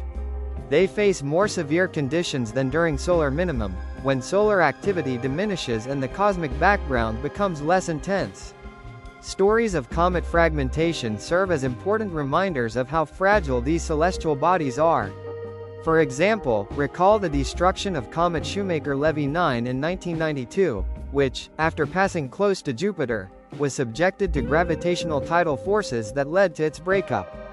Then, in 1994, the spectacular collision of a comet with Jupiter demonstrated how thoroughly comets can be destroyed under the influence of gravitational and tidal forces. History shows that such destructions are not uncommon. An even more dramatic example is the comet designated as 33P Schwarzmann-Wachmann, which in 1995 split into several pieces. In subsequent years, these fragments continued to separate and disperse, forming a veritable army of debris. By the year 2011, when this comet once again approached the Sun, scientists had already identified more than 60 fragments along its orbit. These fragments stretched for thousands of kilometers, creating a long chain reminiscent of a trail of major destruction. Some of these fragments remained active, emitting faint comas, thin atmospheres indicating the presence of volatile substances. Others appeared completely damped, their stores of volatile materials exhausted or hidden beneath dense crusts, rendering them inactive and invisible to observers. These comet fragmentation events are of great importance for assessing potential space hazards.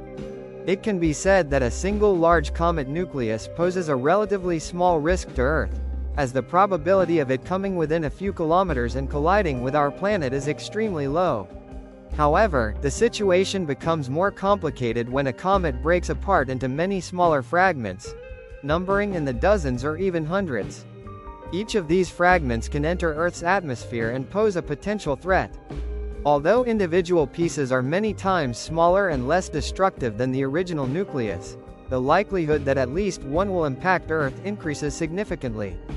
Currently, we are observing an unusual phenomenon. There seems to be something strange and mysterious happening around us, as if a special cometary activity is gathering in the sky, previously invisible or undetectable by our observations. One might wonder, is this connected to some global cycle or period during which comets appear in our observable space more frequently than usual? Statistical studies analyzing the rates of new comet discoveries over the past decades show certain fluctuations, which may indicate the existence of some regular clusters or groupings of these icy bodies. However, it is possible that such waves of activity are not the result of natural cycles at all, but rather reflect a gradual and continuous improvement in the technology used to detect celestial objects. The more telescopes and automated observation systems we deploy, the more sky they cover, and the higher the sensitivity of the instruments, which naturally leads to the discovery of more comets. For example, the ATLAS survey, created specifically for near-Earth object detection, not only fulfills its primary purpose but also accidentally or intentionally identifies new comets, increasing their visibility and number. Similarly, systems like the Catalina Sky Survey in Arizona, the Mount Lemmon Observatory, and the Pan-STARRS project in Hawaii continuously monitor the sky, recording everything that moves and attracts their attention. Since comets are indeed moving objects traveling along elliptical orbits, the likelihood of their detection increases when these systems constantly scan the celestial sphere. At the same time, there are certain hints that may point to a deeper and more mysterious meaning behind what is happening. Evidence suggests that in our cosmic environment there exists a so-called cloudlet, a vast reservoir of icy and rocky bodies located far beyond the orbits of planets, which appears to be subject to various disturbances. These disturbances can arise from gravitational influences exerted by passing stars or interactions with giant molecular clouds within our galaxy. Moreover, there is a hypothesis that even the vertical oscillations of the solar system relative to the galactic plane, as well as its movement around the center of the Milky Way, could affect the stability and activity of this cloud. All of this could lead to a situation where a huge number of comets stored in the reservoir suddenly begin to pour into the inner system, heading toward the Sun and planets, creating what are called comet showers. However, if this is the case, such events occur so slowly that observing and recording them takes millions of years. This is too long for human perception and direct observation. Yet, these ancient storms and showers may leave their traces in the geological record, hidden within layers of Earth's crust. These evidences could reveal information about ancient comet streams, which, according to scientists, might have destroyed the inner parts of the solar system during the age of the dinosaurs or even earlier, long before humans appeared. Comets are not merely cosmic inhabitants, they function as chaotic clocks, displaying the complex and unpredictable dynamics of the solar system. Unlike planets, which rotate around their axes along nearly circular orbits and whose positions can be precisely predicted for many centuries ahead, comets move along highly elliptical orbits, often very long and elongated. Their return near Earth and the Sun occurs at intervals that can range from dozens to hundreds or even thousands of years. Some of these objects are so-called new comets, appearing for the first time from the cloud, while others are old, repeatedly returning comets that have been captured by the gravity of Jupiter or other giants and come back to the inner solar system after several years or decades. These features remind us that when a system operates according to its declared characteristics, it has the potential to radically change the modern landscape of global communication and cybersecurity. These changes go far beyond ordinary military and commercial applications, affecting broader spheres of human activity and international relations. At the core of such a revolution is quantum key distribution technology, which leverages the fundamental properties of quantum mechanics to detect eavesdropping and interception attempts on transmitted information. The main principle of this technology is not only its technical elegance but also its unique strangeness, which evokes both admiration and wonder. The idea is that the most important information is encoded in the quantum states of photons, tiny particles of light. These photons can be transmitted through optical fibers or through open space between satellites and ground stations. One of the fundamental theorems in quantum theory is the no-cloning theorem, which guarantees that it is impossible to create an exact copy of the transmitted quantum states. This means that any attempts to measure or intercept photons during transmission inevitably cause their alteration or disturbance, which can be easily detected. As a result, both parties using a quantum communication channel can confidently assert that if someone attempts to intercept the transmitted keys, such actions will necessarily be detected.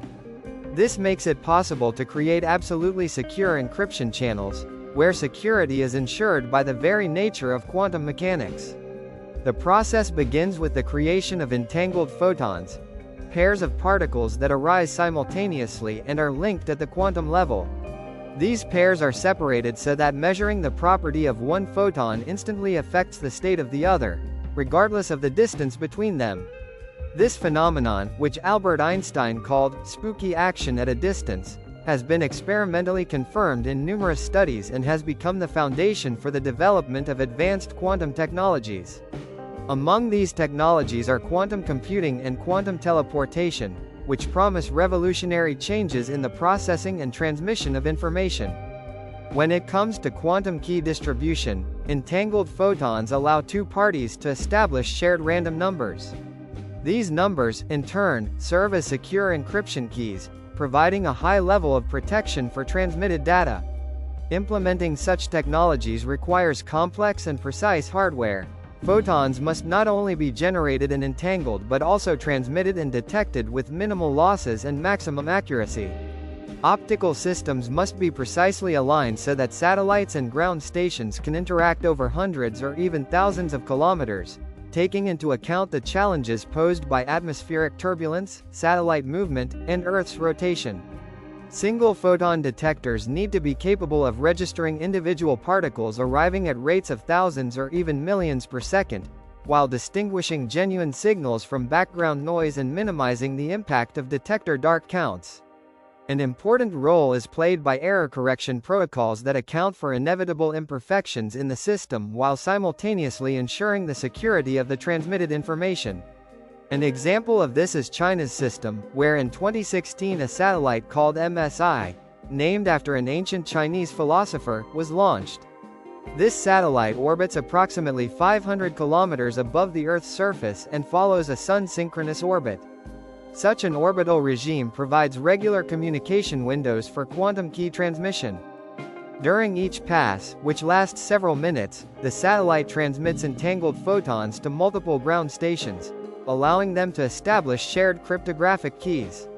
These keys are then used to protect traditional data transmitted over conventional communication channels using standard encryption algorithms.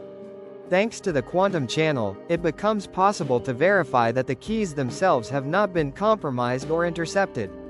Recent advances in satellite systems have extended the operational radius to approximately 12,000 kilometers, a significant engineering achievement that opens new horizons for global quantum communication. Earlier demonstration experiments in quantum communications covered much shorter distances, often only small segments, or relied on trusted relays located at intermediate stations.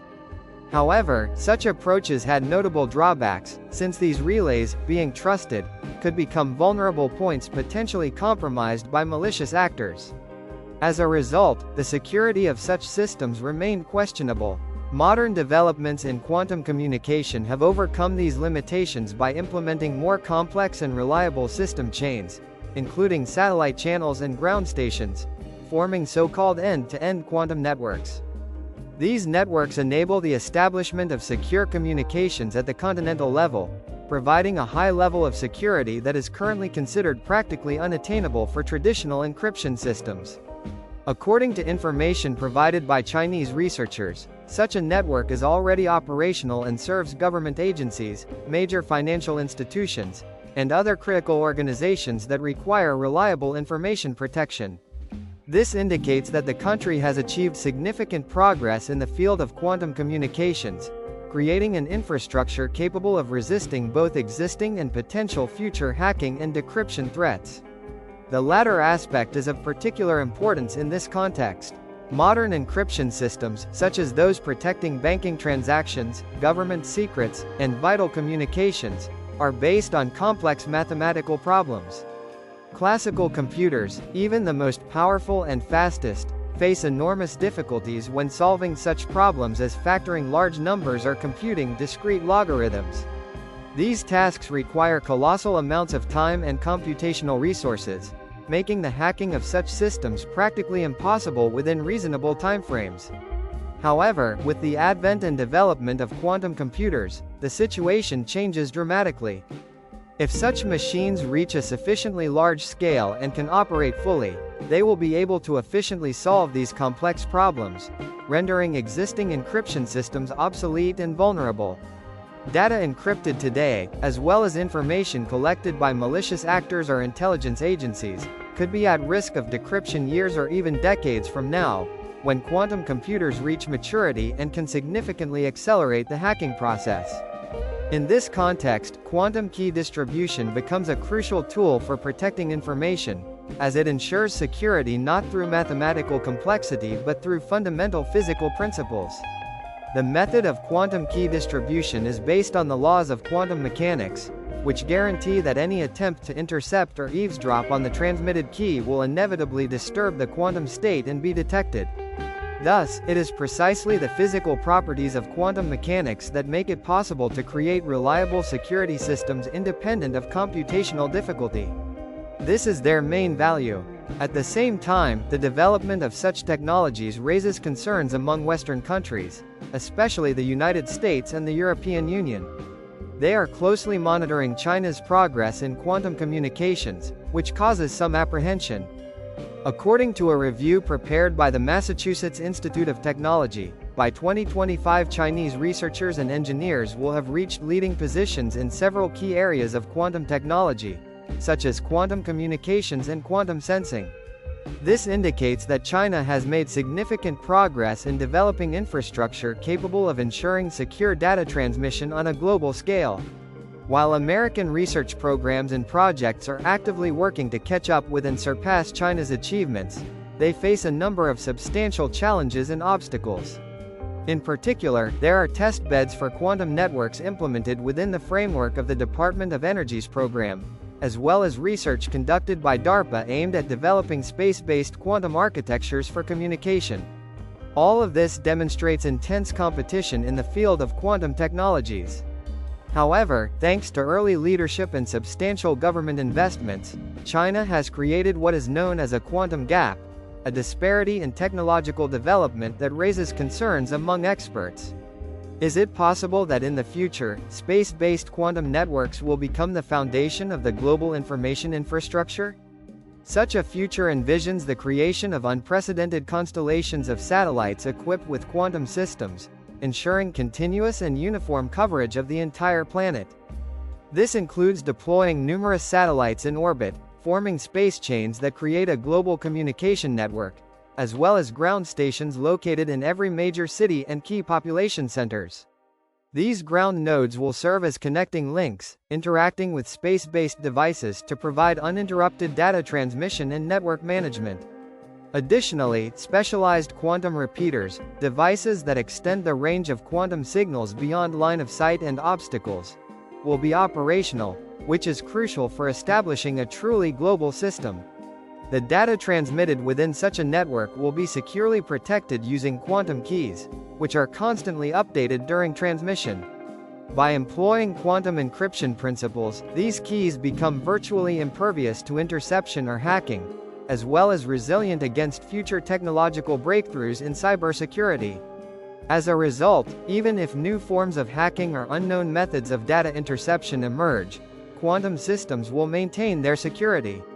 This innovative network is expected to be integrated with existing terrestrial fiber optic communication lines, creating a hybrid infrastructure that combines classical and quantum technologies. In such a system, large volumes of data are transmitted through classical channels, while quantum channels are responsible for distributing encryption keys, significantly enhancing security and efficiency. As a result, a comprehensive, multi-layered system is created, capable of handling both conventional data transmission tasks and the most secret operations simultaneously. The technology, which is gaining increasing popularity and secrecy, generates numerous speculations and discussions. Quantum key distribution systems require extensive testing and precise calibration, including the collection of statistical data on photon transmission, detector efficiency, and error rates. Most of the information obtained remains classified or kept secret, and official publications, especially in certain countries, often describe the system's capabilities in general terms, avoiding technical details that could enable independent experts to verify or reproduce the experiment. This leads to many questions and suspicions regarding the actual capabilities and the technological maturity of the system. Western intelligence agencies are undoubtedly closely monitoring the development of such programs. They utilize signals intelligence, analytical tools, and other methods to assess the system's real characteristics compared to the developers' public statements. The lack of transparency raises numerous assumptions and doubts about whether the system truly functions as claimed or if its capabilities are exaggerated. As a result, an atmosphere of uncertainty and suspicion emerges, fueling speculation about its potential vulnerabilities and hidden features. There is also concern that, despite all security measures, such systems may have vulnerabilities unknown even to their creators or users. Particularly alarming is the possibility of government or other influential entities observing the entire network. Control over a national quantum network would give authorities a unique tool, the ability to monitor who interacts with whom, even if the content of transmitted information remains encrypted. Metadata, information about communication patterns, connection times, and message transmission frequency, can reveal much more than the actual text. Traffic analysis can identify social connections, track movements, predict behavior, and even build user profiles. Every transmission, every connection, every event related to the creation or use of a quantum key becomes an element of the surveillance infrastructure, creating a truly staggering scale of control capabilities. In such a system, where every interaction is recorded, a powerful database is built that can be used to monitor any communications across the entire country or even the world. Thus, the quantum rate, or the modern speed of quantum key distribution, an indicator that characterizes how quickly and efficiently cryptographic secrets can be transmitted using quantum technologies, is typically measured in kilobits per second. Compared to classical communication systems, where data transfer speeds can reach gigabits or even terabits per second, quantum systems still lag significantly in speed. This gap, which appears quite noticeable especially within the scale of modern communication networks, is not the main challenge.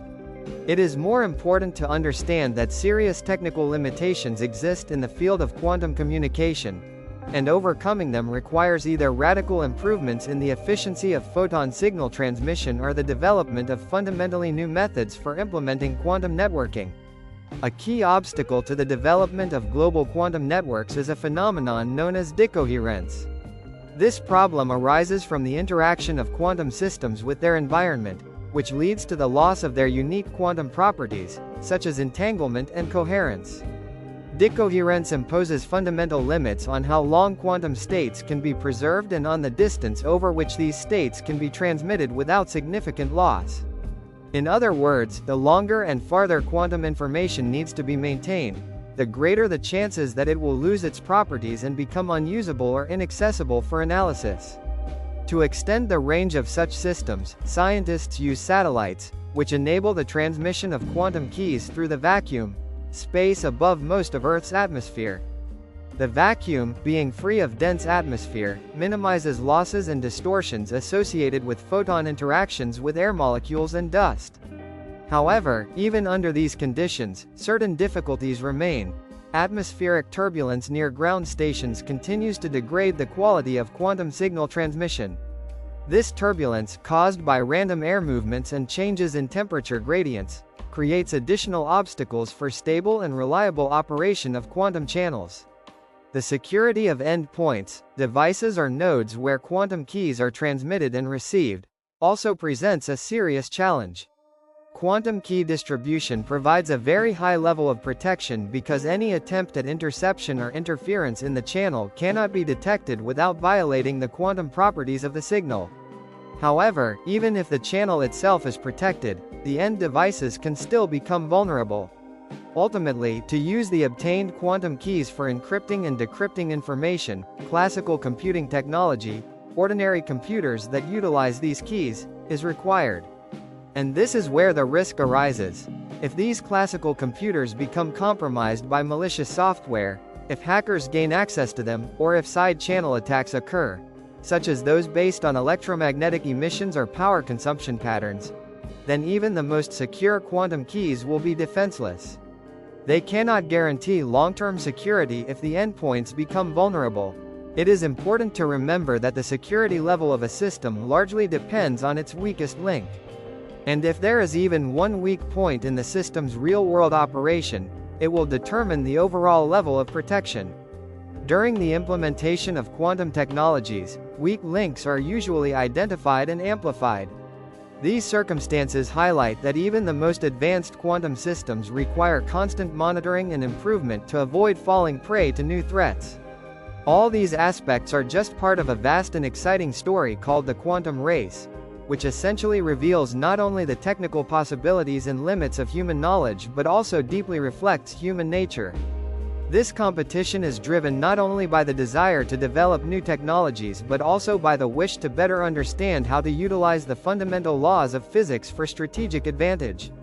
We are even competing in who can better understand and apply the basic principles of quantum mechanics, which may be one of the most successful theories in the history of science due to its predictive accuracy and practical impact. This very theory, revealing the structure of uracil, an essential nitrogenous component found in urine, serving as the end product of metabolic processes in mammals. During protein breakdown in the body, amino acids, the primary building blocks, undergo metabolic processing, resulting in the release of nitrogenous compounds that need to be efficiently excreted. For aquatic animals, this issue is relatively straightforward. They excrete ammonia directly, as the surrounding water can easily dilute and carry away toxic substances. This method of excretion is energy efficient and simple because ammonia is a soluble compound that does not require complex mechanisms for elimination. However, for terrestrial animals, the situation is entirely different, since the accumulation of ammonia in the body becomes dangerous, and having sufficient water is a crucial condition. As a result of evolution, more complex methods of nitrogen waste disposal have developed, allowing animals to conserve water and reduce toxicity. One such solution is the production of urea, which in birds and reptiles forms as a relatively insoluble compound, uric acid. This substance precipitates out of solution and can be released as a paste-like mass, which significantly reduces water loss necessary for maintaining the body's balance. Mammals, in turn, produce uric acid, a soluble compound that is easily transported through the organism and excreted with liquid urine. This method represents a compromise between two extremes. It allows for water conservation while effectively eliminating metabolic waste. On average, a person excretes about 1 to 2 liters of urine per day, depending on fluid intake and metabolic processes. Urine typically contains around 20 to 30 grams of uric acid per person per day. When multiplied by the global human population of approximately 8 billion, this amounts to about 10 billion kilograms of uric acid excreted annually. Converted into tons, this is roughly 80 million metric tons of substance released into the environment each year. Currently, most of this uric acid enters sewage systems or is discharged into the environment, where it is either decomposed by bacteria or remains as waste. However, modern science and engineering are asking whether this waste stream can be transformed into something useful or valuable. After all, uric acid is not only a metabolic product but also a source of elements such as phosphorus, which is part of hydroxyapatite, a crucial mineral forming the basis of bones and teeth. Hydroxyapatite is a crystalline compound, a mineral composed of calcium and phosphate with a chemical formula approximately deca-carbon tetraphosphide deca-oxygen dihydride. It gives bones and teeth their hardness and structural strength, enabling bone tissue to withstand significant loads and protecting internal organs from external impacts. Natural bone is a complex organic mineral composite, in which hydroxyapatite crystals are embedded within a matrix of collagen fibers. This unique structure combines the hardness of the mineral with the flexibility and strength of organic fibers, making bones both rigid and elastic. Modern medicine actively uses hydroxyapatite in various fields, for creating bone grafts, dental implants, and reconstructive surgeries. However, for these purposes, it is necessary to obtain the highest purity and structurally correct hydroxyapatite, as the quality of the material directly influences its effectiveness and safety. Currently, there are two main approaches to obtaining it: chemical synthesis and extraction from animal bones. Both methods have limitations. Chemical synthesis often suffers from insufficient purity and potential impurities, while extraction from animal bones is costly and involves complex purification processes. The innovative approach, developed through advances in synthetic biology, involves using engineering methods to create hydroxyapatite. It is based on introducing ammonia, which plays a crucial role in the synthesis of certain biological compounds, particularly participating in the formation of amino pathways necessary for the synthesis of various acids. While ammonia is incorporated into these pathways, other chemical components such as carbon dioxide, as well as calcium and phosphate ions, undergo mineralization processes, chemical reactions resulting in the formation of hydroxyapatite crystals. The final product of this process, including its precise crystalline structure, size, shape, and purity level, depends on a range of conditions that define the reaction parameters. These include the pH level of the medium, temperature, ion concentration, and the genetic programming of the yeast cells used in the reaction. The initial results obtained from these experiments are promising, as the produced hydroxyapatite exhibits properties similar to natural bone mineral. However, significant work remains to optimize these processes to make them sufficiently efficient and practical for widespread medical application. Currently, production efficiency and profitability are limited, hindering the rapid integration of this technology into real clinical practice. The yeast used to produce hydroxyapatite generates it at concentrations too low for commercial viability. To obtain substantial volumes of the material, large bioreactors are required, making production costly and technically complex. One of the main challenges during purification is the need to separate hydroxyapatite from yeast cells, nutrients, and metabolic byproducts, which act as impurities. The purity level of the final product is critically important, especially for medical use. Any foreign proteins or bacterial endotoxins present in the hydroxyapatite can trigger severe immune reactions or even cause infections in the patient's body. To produce medical-grade material, strict quality standards must be adhered to, and multi-stage purification protocols must be employed, which require considerable time and resources. Despite these current difficulties, the potential of this technology is immense, as it could fundamentally change the approach to bone material production. The problem of bone fractures affects millions of people annually.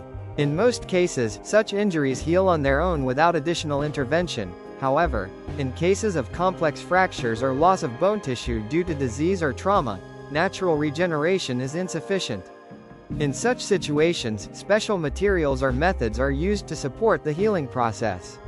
Modern solutions in bone grafting include the use of autografts, bone transplants taken from the patient's own body, allografts, donor bone materials, and synthetic ceramic materials.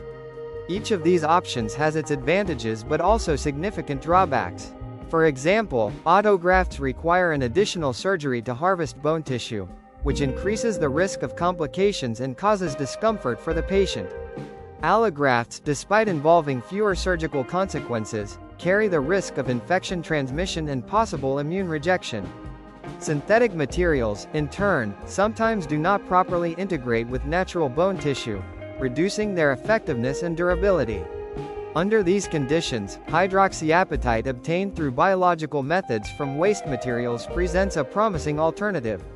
It has the potential to provide abundant and more cost-effective production of bone materials, provided that solutions are found for scaling up the processes and addressing issues related to purification. This opens new opportunities for using hydroxyapatite in medicine, making it more accessible and safer for patients. Another important area of application for hydroxyapatite is dental implants.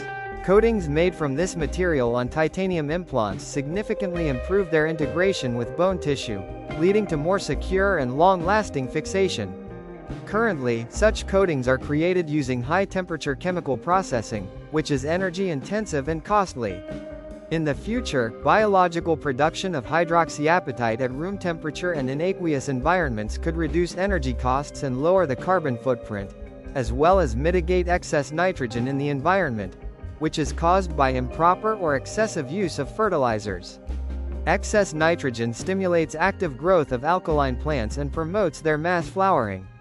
Such vigorous plant blooming not only disrupts ecological balance but also leads to serious consequences, primarily oxygen depletion in aquatic and terrestrial ecosystems. As a result, some areas form so-called dead zones, regions where oxygen levels are so low that they can hardly support life. This poses a threat to biological communities, complicates the life of aquatic organisms, and worsens the overall environmental condition. One way to combat this phenomenon is through capturing and converting nitrogen, particularly its form known as urea, a solid mineral formed through the transformation of nitrogen. This approach allows for effective removal of nitrogen from the environment, especially from waste, and reduces its negative impact on ecology. This process is called valorization, the conversion of human and livestock waste into useful resources. It is based on the principle of treating waste not as a disposal problem, but as valuable materials that can become part of a closed production cycle. As a result, waste is transformed into raw materials capable of being reused, making this method more environmentally friendly and cost-effective. Naturally, the idea of utilizing waste in this form sparks debates and discussions. The most acute issue concerns the use of human waste, such as urine, in the production of medical materials and implants. In culture and society, strong taboos exist related to urine and feces. These topics are perceived with deep aversion and cause emotional discomfort. However, from a scientific perspective, it is clear that after proper purification, compounds derived from human waste do not retain any memory of their origin. For example, calcium atoms, which are part of hydroxyapatite, a mineral widely used in dentistry and orthopedics, obtained from urine, are completely identical to calcium atoms from any other source. After thorough purification, the material loses all signs of its origin and becomes entirely safe for medical use. It contains no traces of waste, except for the production pathway, which remains as historical information. At the same time, psychological barriers and internal resistance persist. The question arises: will patients accept bone transplants or dental implants made from hydroxyapatite derived from urine? One of the most important aspects is approval from regulatory authorities. Will the relevant agencies grant permission for the use of such biomaterials for medical purposes? These questions go beyond purely technical implementation and involve cultural values, risk perception, and public trust. Social and cultural perceptions play a crucial role here. Perhaps the most convincing example of applying such technologies could be long-term space missions or the colonization of Mars. In space and on other planets, resource scarcity becomes a critical factor, and every opportunity for waste recycling gains special importance. On a spacecraft, urine is collected daily, regardless of desire or situation. It contains nitrogen and many other elements that require careful processing. They are either recycled to obtain necessary substances or disposed of using specialized technologies. Converting urine into hydroxyapatite suitable for medical use or as structural materials addresses two tasks at once: waste management and the production of a valuable product.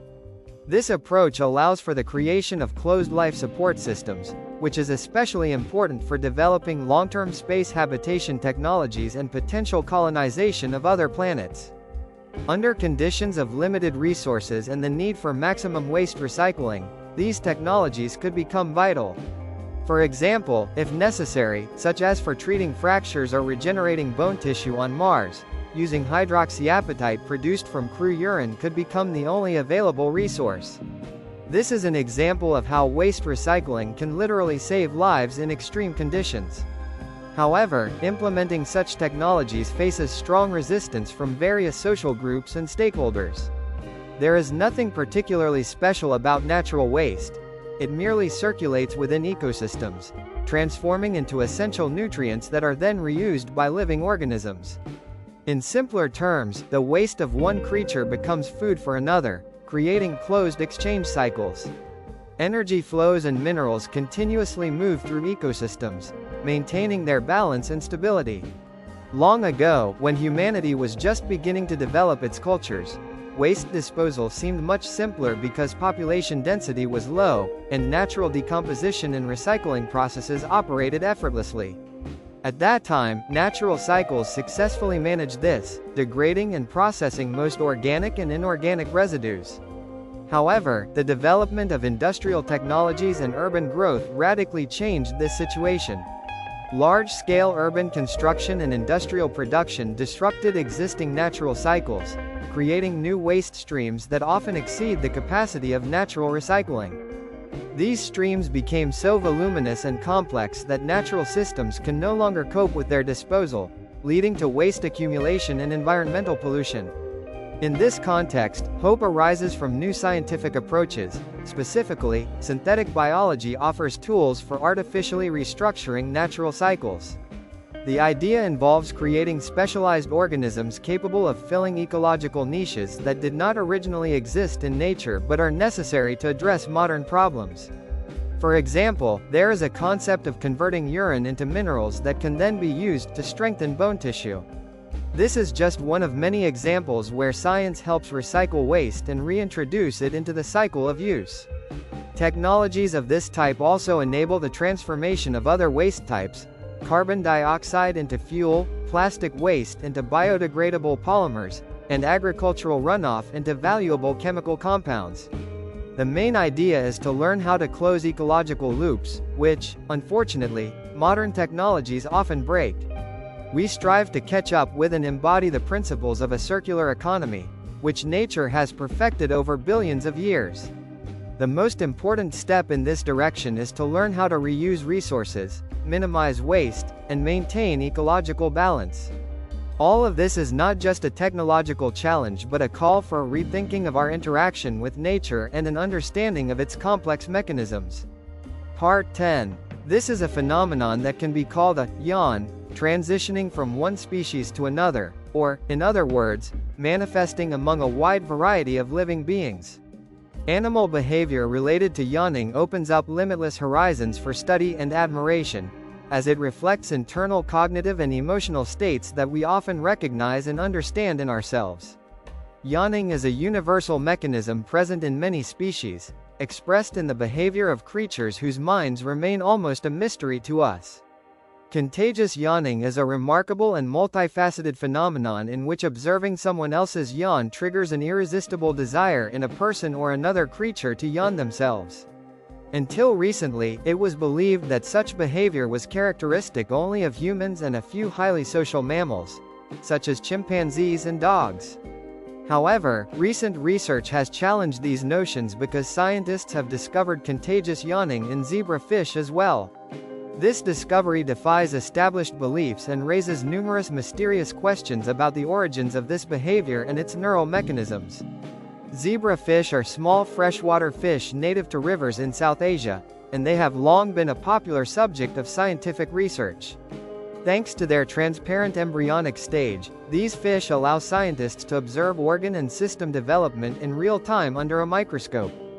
Their genetics are well studied, making it easy to manipulate their genes and track the results of such interventions. Moreover, zebrafish are inexpensive, hardy organisms that produce hundreds of offspring in a short period, making them ideal for large-scale experiments. Why does this phenomenon evoke genuine shock and wonder in us? For a long time, it was believed that contagious yawning was a specific behavior associated with the functioning of so-called mirror neurons or similar neural circuits, which enable animals to mentally model the actions and internal states of their conspecifics. These neural circuits, according to scientists, are primarily located in the cortical structures of primate brains and are considered the neural basis for complex social processes such as empathy, imitation, learning, and theory of mind. In simple terms, it was assumed that these mirror neurons allow us and other mammals to feel and understand the internal states of others, which in turn produces the contagious effect of yawning. However, what is surprising is the fact that the zebrafish exhibits contagious yawning. This unexpected discovery challenges the previously held notion that animals require specialized cortical brain structures, where mirror neurons are believed to be located. The brains of fish are fundamentally different. Their neural organization is much simpler than that of mammals. And although this simplicity has its advantages and peculiarities, the mirror neuron model is clearly not as developed or may be entirely absent in them. Nevertheless, the zebrafish displays behavior similar to contagious yawning, which prompts scientists to reconsider. Either this behavior does not depend on complex neural circuits that we previously assumed, or evolution has created similar neural pathways in fish through entirely different anatomical routes and mechanisms, not directly related to those found in mammals. Currently, very little is known about the neural circuits underlying yawning across different species. The act of yawning itself involves complex coordination of muscle contractions responsible for moving the jaw, face, throat, and respiratory pathways. As a result, there is a characteristic opening of the mouth and a deep inhalation, followed by a slower exhalation. This process appears almost involuntary. It occurs automatically, even though in a social context, yawning can be perceived as inappropriate or even undesirable. The reasons for yawning are diverse: fatigue, boredom, low blood oxygen levels, or simply observing others yawning. These numerous triggers suggest that multiple neural pathways underpin this behavior, converging in what is called the general motor center, responsible for initiating this reflex. Interestingly, contagious yawning in humans develops with age. It peaks in youth and, as research shows, is closely linked to levels of empathy. People with high empathy, as indicated by questionnaires, more frequently yawn when they see others yawning. Conversely, individuals with autism spectrum disorders, characterized by difficulties in social perception and empathy, show reduced contagious yawning. All these correlations support the hypothesis that contagious yawning is driven by neural systems involved in social communication and emotional resonance. In other words, it reflects how well we can emotionally and socially respond to those around us. The discovery of such behavior in zebrafish, a creature believed to lack advanced social cognition and empathy, challenges conventional ideas. This finding questions the long-standing notion that contagious yawning is a unique trait of mammals or humans, linked to their complex social organization and developed neural systems. The evolutionary puzzle becomes even more intriguing when examining the taxonomic distribution of this behavior. It manifests vividly in humans, as well as in chimpanzees, bonobos, dogs, and now, zebrafish. In many other species, such as cats, horses, or most birds, this reaction either does not occur at all or is very weakly expressed, resulting in a scattered and inconsistent distribution across the animal kingdom. This suggests that in modern studies of behavior and communication, increasing attention is being paid to the phenomenon of contagious reactions, which appear as synchronized responses between individual animals. One of the most striking examples of this phenomenon is synchronized arousal or attention, observable in groups of animals or even humans within social networks. For instance, if one person, upon noticing a change in the environment or receiving a certain stimulus, yawns, that is, reflexively opens their mouth and inhales, this can serve as a signal to those around them, triggering a similar reflex. Such a mechanism, where an individual exhibiting a particular state induces the same in others, plays a crucial role in group dynamics. It helps all members of the community respond quickly and cohesively to environmental changes, which is especially vital for living beings for whom coordinated actions often determine survival. Let's examine more closely how this occurs using the example of fish schools. These marine creatures, both in nature and in aquariums, move as a single entity, thanks to precise synchronization of their movements. They can turn, change direction, and maintain minimal intervals between each other simultaneously. This coordinated maneuver allows them to respond effectively to predator threats, swiftly and collectively evading, creating the illusion of a single living organism. In this regard, their behavior exemplifies a model of collective response, where each member acts in harmony with others based on a shared signal, sometimes even without strict leadership.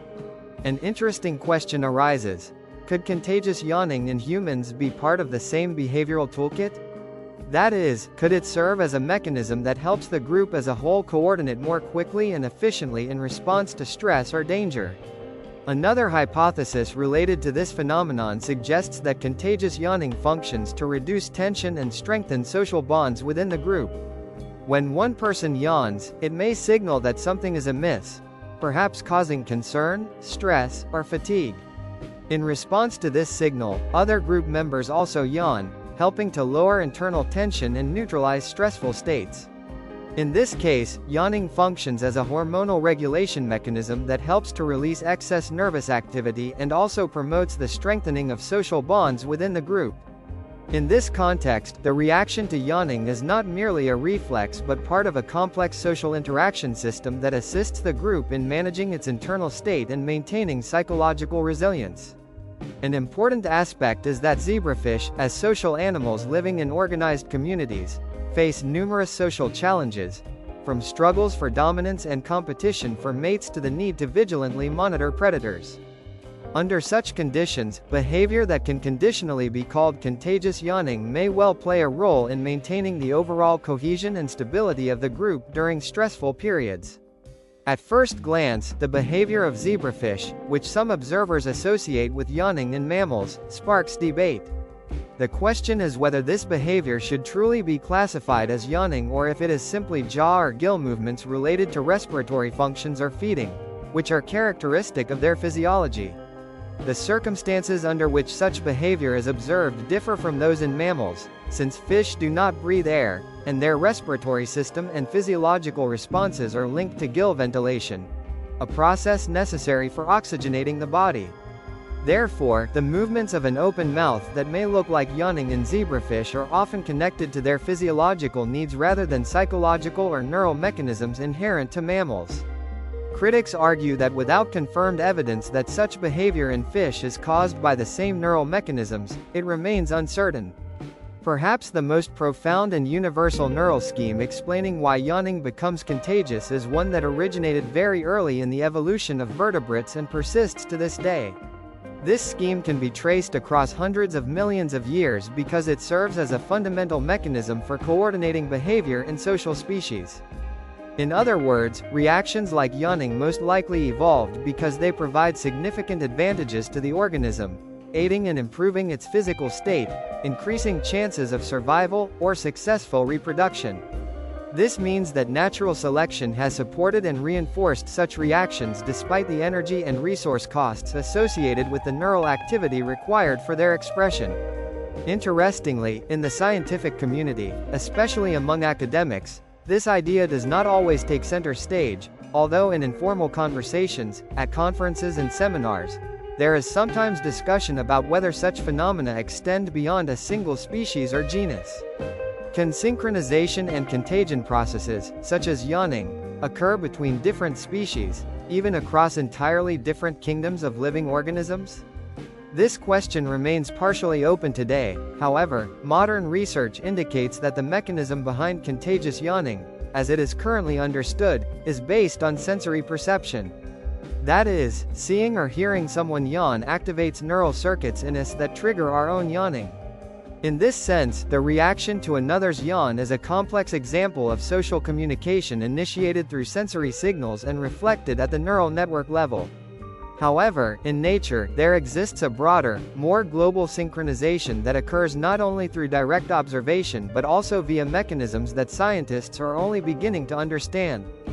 For example, heart cells in culture synchronize their rhythms through electrical and chemical signals, ensuring coordinated organ function.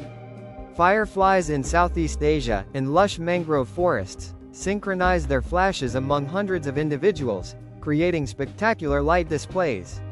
It is possible that these phenomena are rooted in deep biological principles related to synchrony and resonance, which manifest not only in animals or plants but also in larger systems. Could there be universal laws governing synchronization and resonance that underlie contagious yawning and other natural phenomena? Connections can even be drawn between these phenomena and cosmic scales. For instance, the movement and orbital resonances of celestial bodies are classic examples of large-scale synchronization. Planets in the Jupiter system, such as Europa, Ganymede, and Io, orbit with ratios of 4:2:1, exemplifying gravitational resonance that repeats cyclically and remains stable. Each such configuration repeats its cycles, creating a stable interaction. On a cosmic scale, galaxies and star clusters move under mutual gravitational influence, forming complex yet patterned structures separated by millions of light years. These examples demonstrate that synchronization is a fundamental principle underlying the organization of systems at various scales, from the tiniest molecules and neural circuits to vast cosmic structures. Oscillators, whether neurons, heartbeats, swinging pendulums, or rotating planets and stars, tend to phase lock when they interact, aligning their rhythms.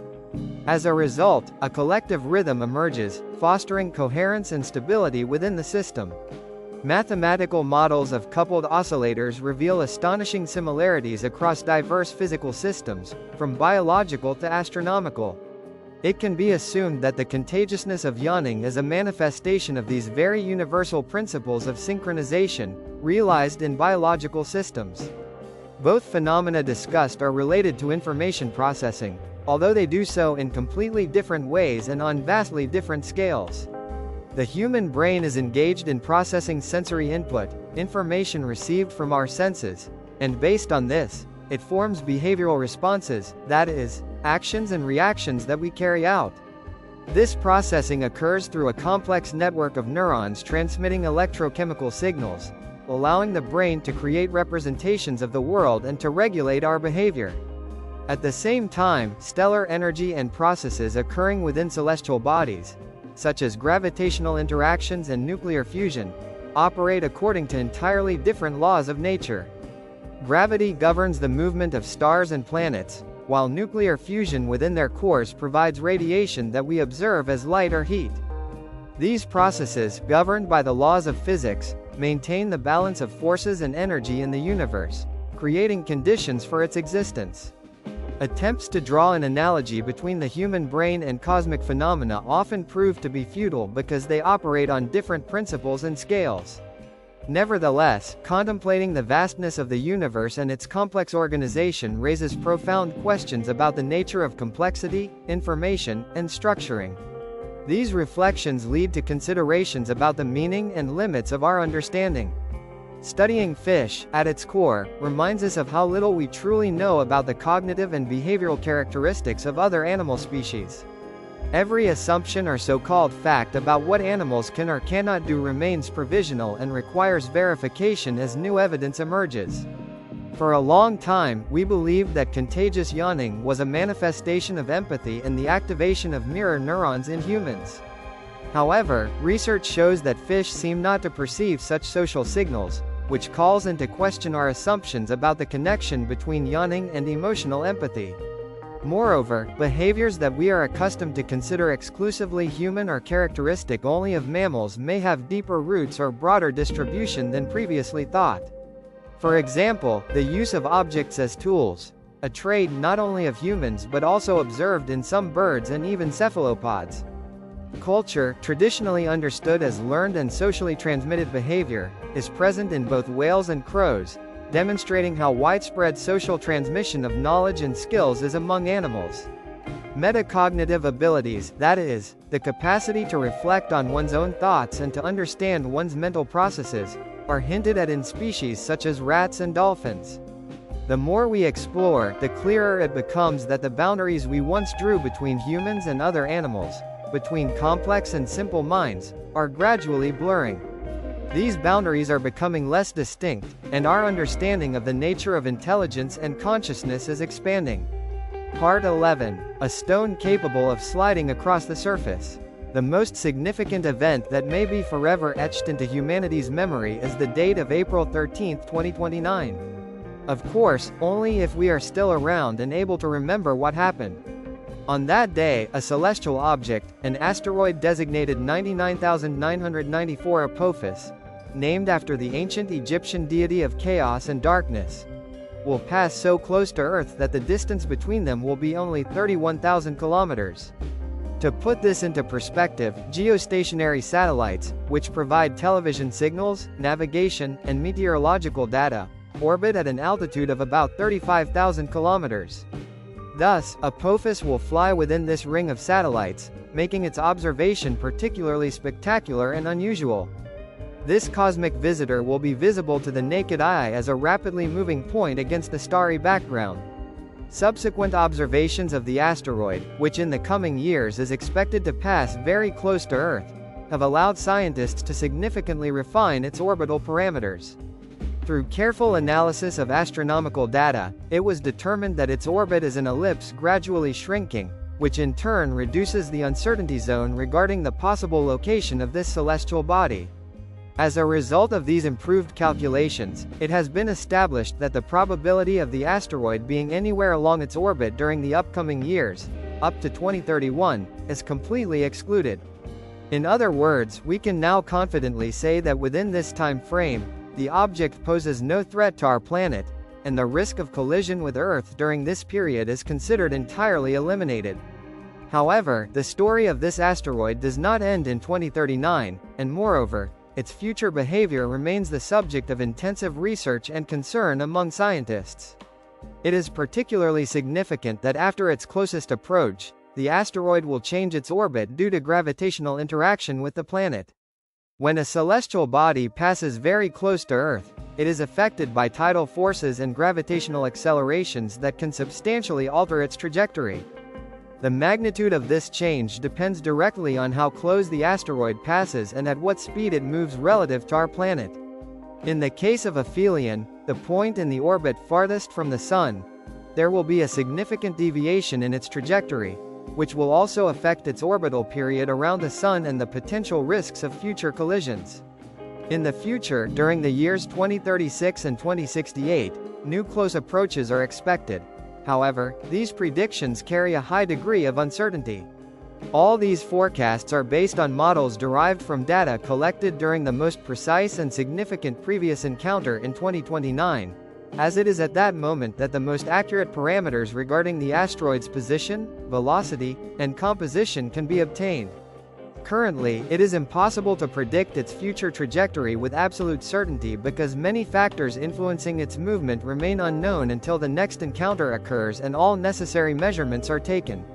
A close approach at a distance less than geostationary orbit makes the situation unique and of exceptional importance for scientific research. This approach allows the application of methods typically used for studying near-Earth objects and provides valuable insights into its physical characteristics. Specifically, during this period, telescopes and other astronomical instruments will be able to observe the asteroid continuously, enabling measurements of its rotation, surface condition, and composition through spectroscopy. Additionally, radar studies will make it possible to determine its size and shape with a precision unattainable by optical telescopes, as well as to detect surface details such as boulders, craters, or ridges only a few meters wide. The diameter of this asteroid is approximately 370 meters, large enough to cause local or even regional destruction upon impact with Earth.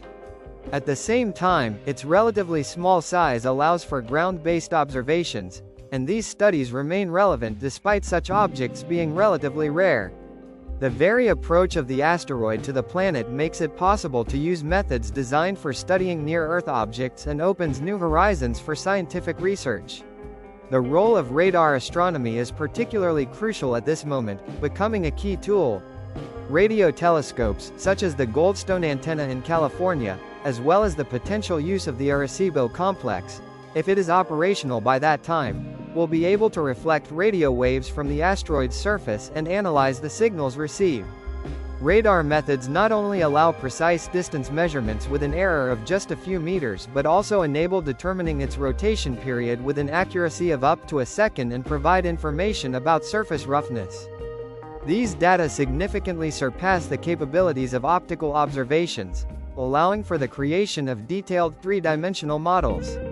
Measuring changes in the asteroid's rotational motion provides valuable information about its internal structure, whether it is a monolithic, solid mass or a complex combination of fragments formed from smaller rocky pieces that interact freely under the influence of gravity. In this context, the Aronofsky effect becomes particularly important, adding complexity to the analysis. This effect is based on the fact that asteroids absorb sunlight, heating up as a result, and then emit the accumulated energy as infrared heat. During thermal radiation, a recoil impulse occurs, which at the smallest scales acts on the asteroid, creating an effect similar to the operation of a small rocket engine. This tiny push can influence the asteroid's rotation and, over time, alter its orbit. For a rotating asteroid with a sunlit side that heats more strongly than the side facing the morning light, such asymmetric thermal emission generates a constant, albeit very small, force. This force can either accelerate or decelerate the asteroid's rotation and movement, depending on the direction of the object's spin. Over millions of years, this effect can significantly impact its orbital parameters, gradually shifting the asteroid from the main asteroid belt into regions near planets where it may cross Earth's orbit. In the case of the Apophis asteroid, precise measurement of this effect, the Aronofsky effect, is essential for calculating its long-term orbital evolution. Although this effect is very small and causes only a few meters of positional change per year, its cumulative result over decades can lead to a substantial shift, reaching kilometers. Therefore, the approach of Apophis to Earth in 2029, approximately 23 years after its discovery, provides a unique opportunity to perform measurements, comparing the actual position of the asteroid with predictions that do not account for thermal effects. Any discrepancy between them indicates the influence of the Yarkovsky effect and allows for refinement of the models used to predict future trajectories. The public perception of this situation is both a challenge and an opportunity. Apophis has appeared several times in news headlines since its discovery, often in the context of alarming reports about a potential collision threat with Earth and the dangers associated with space objects. In reality, the probability of Apophis colliding with the planet is estimated to be very low, about 1 in 45,000, and such a risk is considered minimal or even negligible compared to other everyday dangers we face. However, it is this very probability, 1 in 45,000, that many perceive as serious and alarming, since it is not entirely excluded. For those unfamiliar with probability estimates, such a figure may seem quite unsettling, as if there is a real, albeit very small, chance that in 2026, that is, 41 years after its discovery, Apophis will still reach Earth. The discussion of these issues has led to the widespread development of plans to send special space missions for studying and potentially influencing the asteroid. One such program involves launching a spacecraft that, during its approach to the asteroid or after its possible collision with Earth in 2029, will be able to gather unique data.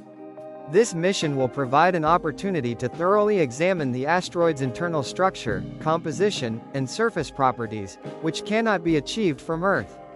Moreover, it will demonstrate modern technologies capable of controlling the asteroid's movement through methods such as kinetic impact or gravitational tractor.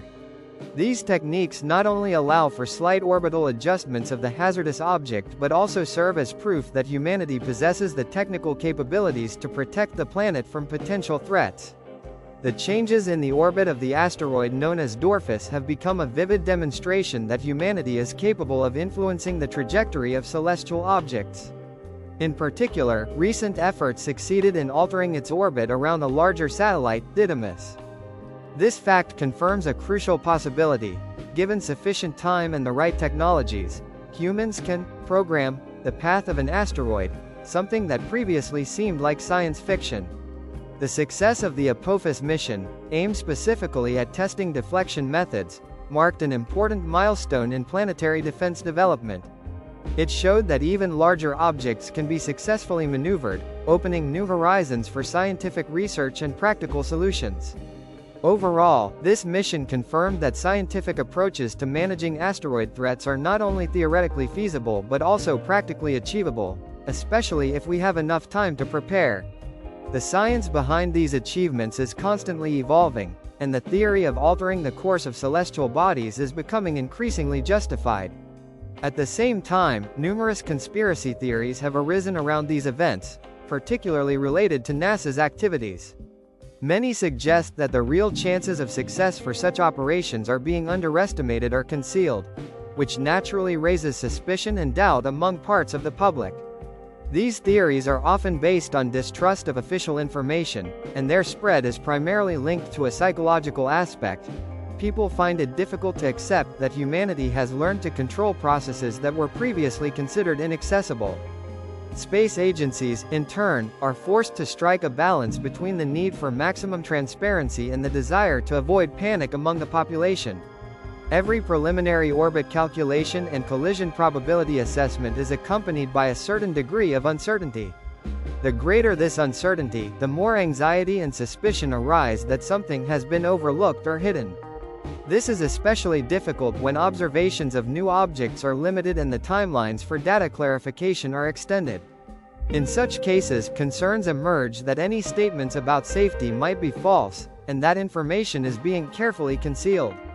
These sentiments, in turn, fuel various conspiracy theories, creating an atmosphere of distrust and suspicion.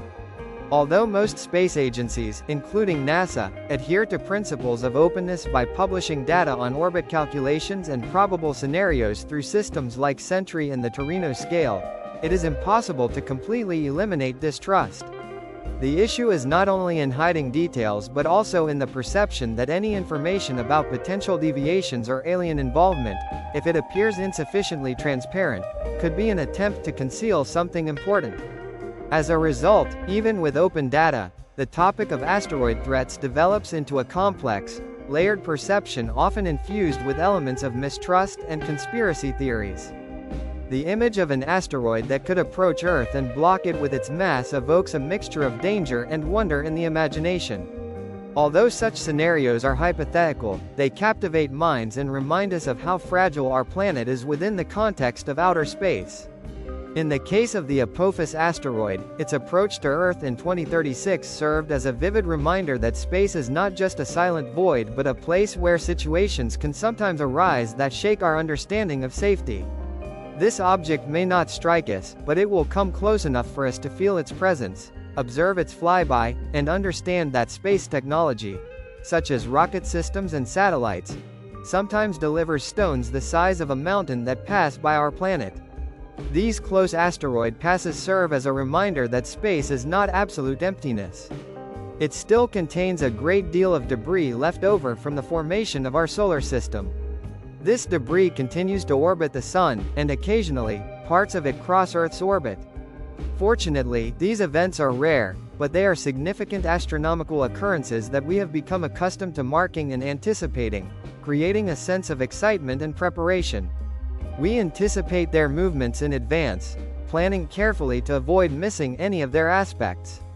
However, despite our desires and efforts, nature develops according to its own laws and rules, which do not always align with human notions of order and convenience. Ultimately, the fate of these events is determined by the physical laws of the universe, not by our attention or care. For example, the passage of Apophis, this potentially dangerous asteroid, is scheduled for the year 2029, regardless of whether we are observing it, concerned about its possible collision with Earth, or paying no attention at all. This event will occur independently of our wishes because it follows its own orbit, governed by gravity and cosmic dynamics. In this sense, the universe's indifference to human concerns is both a source of fear and liberation. Its vast, boundless expanse and unpredictable nature can be frightening in their apathy, yet at the same time, they free us from illusions of complete control over our destiny. Part 12. On this day, September 20, 1040, a unique astronomical event will take place. A dance of planets that is worth remembering and marking on any calendar, whether solar, lunar, electronic, or paper. This event deserves special attention because it repeats periodically and is part of the cycles inherent in our solar system. On that day, when viewed from Earth, the solar system will appear as a rare geometric configuration, so unusual and bright that it cannot leave any observer indifferent. This arrangement is so unique that such gatherings of planets in one region of the sky are infrequent, and their repetition occurs with a predictable, though quite rare, frequency. Thus, on that day, 6 planets, Mercury, Venus, Mars, Jupiter, Saturn, and Uranus, will occupy a relatively narrow strip of the sky visible from Earth. Their angular positions, that is, their longitudes and alignment along the ecliptic, will be separated by less than 90 degrees, creating the impression of a grouping of planets in one area. In the media, it will undoubtedly be reported as a planetary alignment or parade, although technically, strictly speaking, the planets will not be perfectly lined up as sometimes depicted. They will rather converge in one region of the sky, clustering in a specific sector that will be visible from the night side of Earth. This effect is achieved thanks to a special geometric arrangement. The orbits of all the planets, Mercury, Venus, Earth, Mars, Jupiter, Saturn, and Uranus, lie roughly in the same plane, known as the ecliptic. This plane is defined by Earth's orbit and our perspective from afar. Thanks to this, from Earth it appears that the planets move along a path crossing the sky, which stretches along the zodiac, this band of constellations through which solar systems travel. Sometimes the planets spread out around the entire ecliptic, and we see them at different times as Earth rotates. Other times, thanks to a special grouping of their orbital positions, several planets happen to be in the same sector of the sky simultaneously. These events, when planets gather into clusters, occur regularly but not with a constant periodicity. They are caused by the planets moving along their orbits with different rotation periods, and from time to time their positions align in such a way that a grouping effect is created. The rarity of such events depends on the number of planets involved and the strictness of the alignment criteria.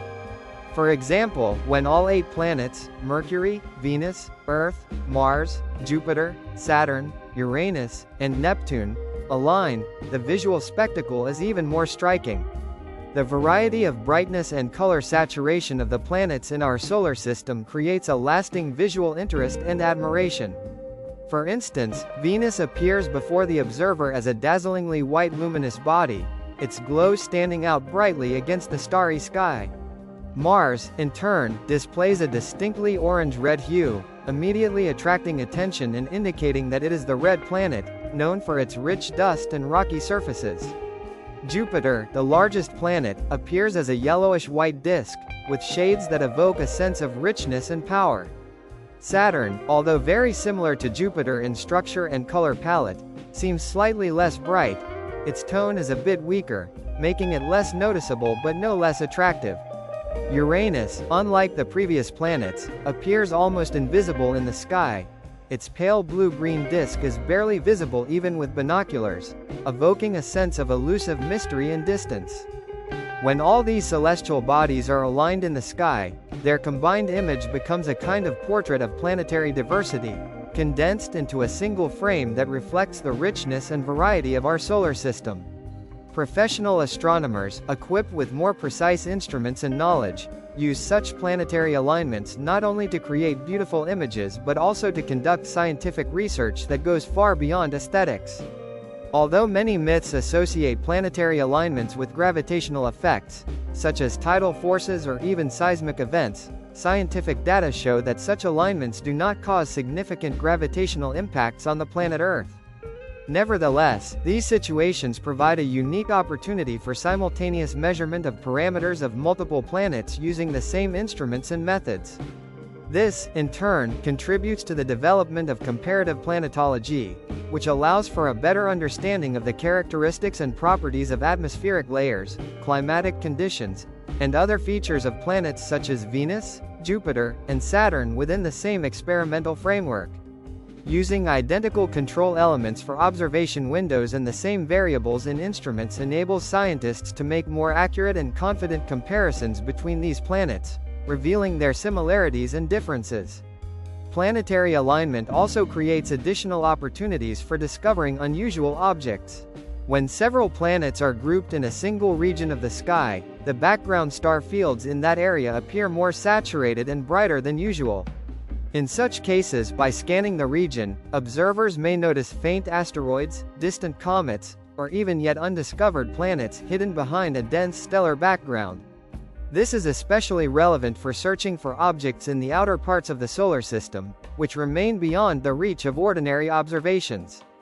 For example, the hypothetical ninth planet, proposed by scientists to explain the peculiarities of the orbital clustering of distant trans-Neptunian objects, remains invisible to our eyes and telescopes despite active searches. Its presumed location, if it exists, slowly moves around the zodiacal circle, making it more difficult to detect. However, forecasts suggest that in the coming years, possibly by 1941, when more telescopes will be directed toward the search, it may be discovered if it truly exists. Mythological and cultural contexts have surrounded planetary alignments throughout human history.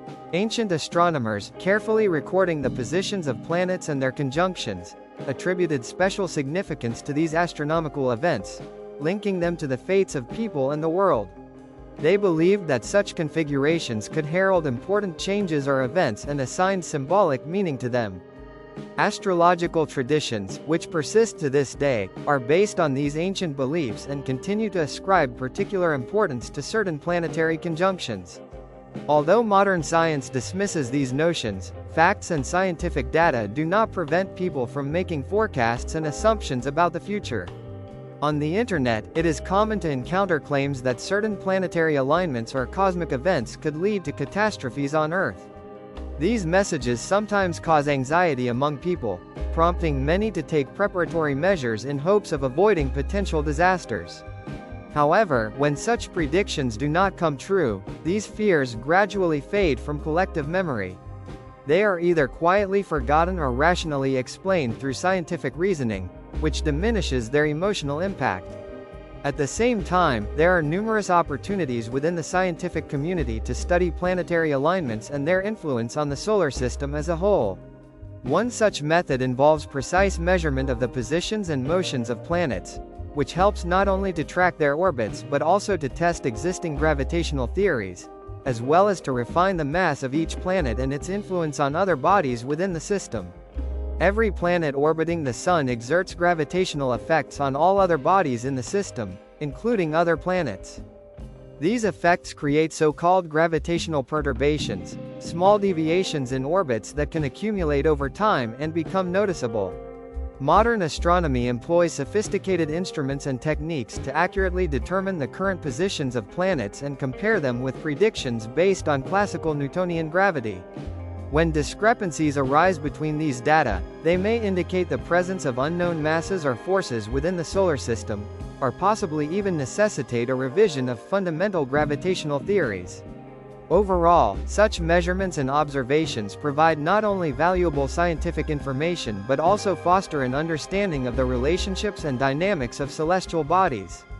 The cultural significance of planetary alignments and their energetic effects is becoming increasingly apparent. These events acquire special importance in the modern world, where the boundaries between cultures are blurring and global information exchange is intensifying. Unlike solar or lunar eclipses, which are visible only from specific geographic locations, for example, from one part of the planet or at certain times of day, planetary configurations and their alignments are accessible for observation by the entire world, provided the weather is favorable. This creates a unique opportunity for different peoples and cultures to feel a sense of unity in the face of the cosmos, to experience the same moment while observing the same celestial phenomena. In the future, for instance, in the year 1044, residents of Tokyo and New York, as well as Sydney and Lagos, will be able to see the same planetary arrangements in the sky, symbolizing a cosmic community that transcends political, cultural, and national boundaries. Such a comparison can be seen as a metaphor for a cosmic choir, each planet's movement akin to an instrument playing its part. Mercury, orbiting the Sun in 88 days, creates a fast, lively rhythm, while Neptune, completing a full orbit in 165 years, moves very slowly, forming long, gradual patterns.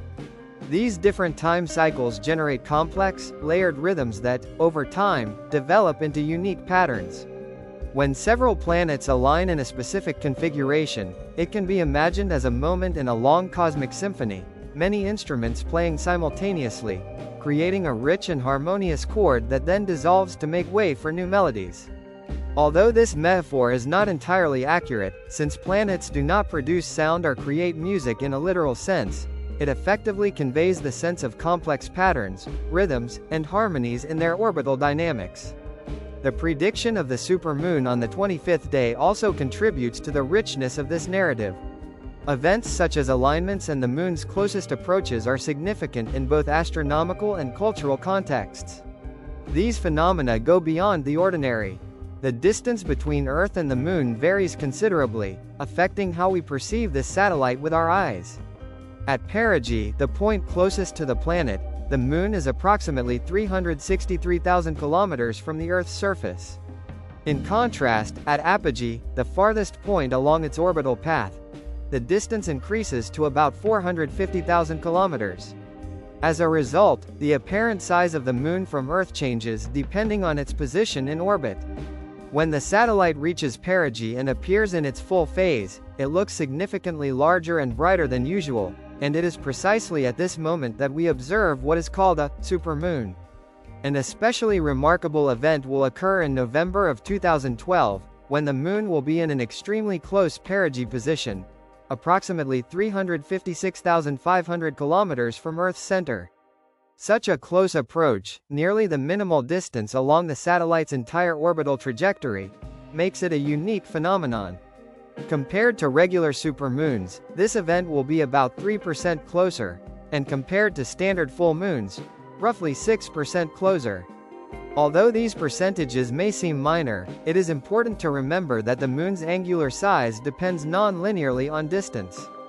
A minimal increase in distance of just 6% can lead to an increase in the apparent diameter of the satellite by slightly more than 12%, and its brightness by about 30%. As a result, at maximum proximity, the moon will appear large enough to be noticeably different in size from typical full moons, even without optical aids. Comparing a photograph of the full moon in 2022 with an image taken under normal conditions at average distance makes the difference clear. In the shot capturing the moon during this special event, it occupies a significant portion of the sky, almost filling it entirely. Its size appears larger, and its brightness more intense and powerful, making the landscapes beneath it look more dramatic and expressive. Under ideal atmospheric conditions, when the moon is close to the horizon, the effect appears particularly striking. At this moment, the actual increase in the satellite's apparent size combines with the psychological illusion known as the lunar illusion, which creates the impression that the moon looks even larger than it actually is. This effect enhances the perception of the horizon and makes the lunar body seem incredibly huge, almost surreal in its size. It offers unique opportunities for photographers, especially those specializing in lunar photography. Many photographers, passionate about capturing the beauty of the night sky, wait for such events to photograph the moon in conjunction with the landscape, using the enlarged size of the satellite to create dramatic compositions.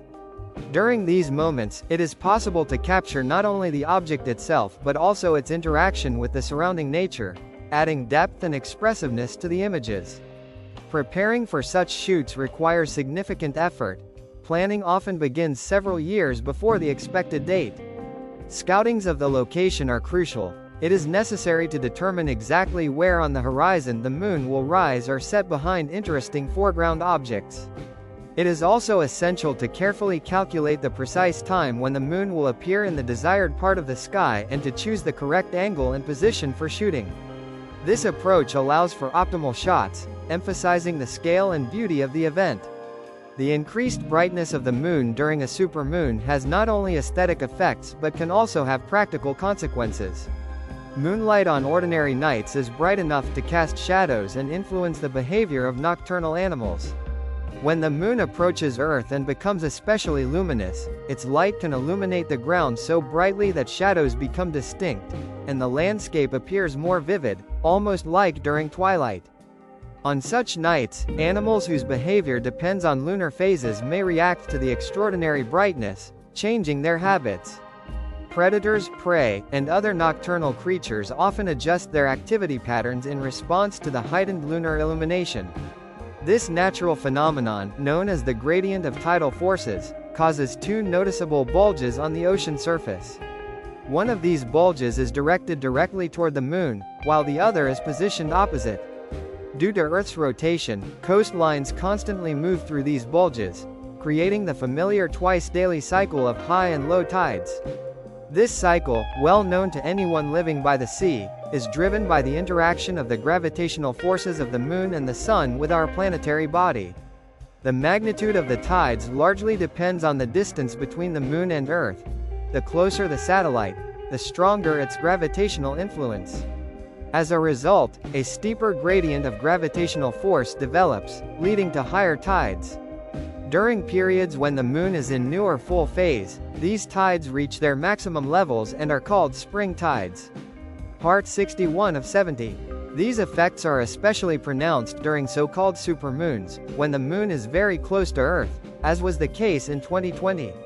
During the supermoon on March 25, tides become particularly strong, leading to a noticeable rise in water levels in coastal areas. Already now, some seaside regions are experiencing these high spring tides, with water levels rising a few centimeters above normal. Although such seemingly minor fluctuations may appear insignificant in stormy weather conditions, even these few centimeters can make the critical difference between calm currents and a real disaster. During storms at the coast, additional centimeters of water can cause the sea waves to flood coastal channels, infrastructure, or even residential homes. Therefore, warnings about potential flooding are being issued in vulnerable coastal regions, especially in areas already experiencing rising sea levels due to global climate change. This causes concern among experts and residents, as the situation requires increased caution and timely precautionary measures. Another topic that attracts the attention of scientists and researchers is the possible connection between tides and seismic activity, particularly earthquakes. Some researchers hypothesize that the gravitational influence of the Moon and, consequently, tidal forces may affect Earth's faults, causing their movement or even triggering earthquakes. They mainly seek evidence that tidal stress, generated by gravitational forces, can amplify existing stresses within the Earth's crust and thus serve as a trigger for earthquakes that are already on the verge of occurring. Overall, most scientists believe that the effect of this influence is quite insignificant, since the main driver of earthquakes is internal tectonic processes related to plate movements and stress accumulation within the Earth's crust. They argue that under normal conditions, the forces from tidal influences are hundreds of times weaker than those generated by tectonic plate movements. However, if the stresses within a fault are already so high that they are close to the breaking point, even the slightest additional stress caused by tides could theoretically be the final straw, triggering an earthquake. Studies have noted weak correlations between peaks in tidal forces and the occurrence of earthquakes in some fault systems, but in other cases, no connection has been found. These effects are so small that they are difficult to distinguish from normal statistical noise, and therefore definitive conclusions cannot yet be made. The present and future research into these questions largely depends on observations of major astronomical events, such as supermoons, which occur approximately once every few years. In the year 2022, another supermoon is expected, which will serve as a natural experiment to test the hypothesis of a connection between tidal forces and earthquakes. If the assumptions about the influence of tidal forces on seismic activity are confirmed, then during several days, predictions related to astronomical phenomena, often based on predictable models, tend to prove just as predictably inaccurate. These forecasts usually attract brief public attention, causing unnecessary anxiety and concern among those unfamiliar with the actual facts about space and its natural processes. They often employ exaggerated and vivid rhetoric, such as the phrase about the night shining as brightly as day, which is essentially an hyperbole aimed at emphasizing the brightness of the moonlight. In reality, this imagery merely serves to capture the impressive, yet overall qualitative, experience associated with the extremely bright glow of the moon. The human eye has an incredible ability to adapt to darkness. Pupils dilate to allow more light into the eye, and the photoreceptor cells in the retina increase their sensitivity. During full dark adaptation, the range of human visual perception expands so much that it covers several orders of magnitude, enabling us to notice even minimal sources of light in complete darkness. Under such conditions, moonlight, especially during a full lunar cycle, provides enough illumination to comfortably navigate, read large print, and distinguish basic contrasts. When the so-called supermoon occurs, that is, when the moon is at its closest point to Earth, the light becomes even brighter, and the capabilities of human vision expand several times over. In such conditions, a person can not only move around safely but also read ordinary printed texts and perceive colors much brighter and clearer than usual. Considering the presence of a clear atmosphere, which hardly obstructs the moonlight, and the dark environment created by late night, the perceived illumination approaches what one might experience in deep twilight. In these conditions, a person feels as if in semi-darkness, where the light seems so rich and stable that it can be compared to illumination typical of very late hours of the night. Astronomical studies related to the atmosphere and its properties actively utilize the bright moonlight as a valuable tool. For example, when studying aerosols, clouds, and the chemical composition of the atmosphere, the bright moonlight serves as a stable and natural light source, allowing scientists to conduct measurements and calibration work without the need for artificial sources. In some cases, moonlight even helps to expand observational capabilities beyond daytime hours, as it provides the necessary illumination for detecting subtle atmospheric effects or tiny particles in the air. The phenomenon of supermoon is particularly significant, an extraordinarily bright full moon that offers researchers the opportunity to receive signals with a very high level of saturation. Such an amplified signal allows for more precise measurements of atmospheric parameters and the detection of the most delicate effects, which are often below the threshold of ordinary observations. Thanks to this, scientists can draw more accurate conclusions and conduct research at a higher sensitivity level. Civil scientific projects, in turn, can effectively utilize events like supermoons to coordinate global observations. People around the world collect data on the moon's brightness, color, atmospheric features, recording these parameters in unified databases. Similar initiatives have already been successfully implemented during eclipses, meteor showers, and polar auroras, creating valuable informational resources that complement professional research and enable the general public to participate in space exploration. These projects not only broaden the scope of scientific observations but also help attract public interest in astronomy, making it more accessible and understandable. A supermoon presents a unique and accessible opportunity for everyone to observe and photograph a bright celestial phenomenon, reducing barriers to participation in astronomical observations. This effect inspires many space enthusiasts, making astronomy easier and more engaging for a wide audience. However, it is important to remember that there are also rarer, yet no less impressive, phenomena in space, such as a distant, massive object that is a cluster of comets surrounding our solar system and moving along a trajectory that will bring it close to its inner boundaries. This enormous reservoir of icy bodies, hidden in the distant dark region, in the Oort cloud or other outer regions, is heading toward Earth at such a speed and on such an orbit that its approach promises to become one of the brightest and most memorable astronomical events of the century. Its movement across the sky will not be just noticeable, it will be so spectacular that its brightness could rival that of the full moon. Most likely, it will dominate the night sky for at least a week, possibly a month or even longer. Such a scenario foresees a unique spectacle capable of leaving a mark in history, a comet that, according to scientists' predictions, will become one of the brightest celestial objects observed in recent centuries. If these forecasts come true, this comet will become a true event of the century, something rare and exceptional in astronomical practice. The chances of seeing it so bright and unusual are so great that this event could become visible even in daylight, and its shadow will be noticeable on the ground during dark nights. It will be not just a beautiful spectacle but a significant event that will change our perception and attitude towards the sky, making it more familiar and accessible to every person on the planet. Allow me to look at this phenomenon a bit more broadly and understand its place in the context of typical comets that usually pass through the inner regions of the solar system. Most of these comets are faint objects that, even on a clear, moonless night, require binoculars or a telescope to be seen. They appear in the sky as blurred spots of light, adorned with small tails that are barely visible to the naked eye. Every 10 or 15 years, a new comet appears on the horizon, becoming bright enough to attract attention and spark interest among astronomy enthusiasts.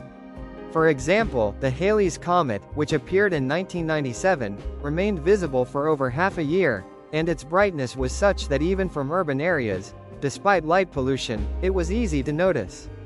Prior to that, in 1976, Comet West caused a real frenzy. People would wake up almost at dawn to enjoy this celestial show. Undoubtedly, one of the most famous examples is Comet Halley, which appears approximately every 75 or 76 years.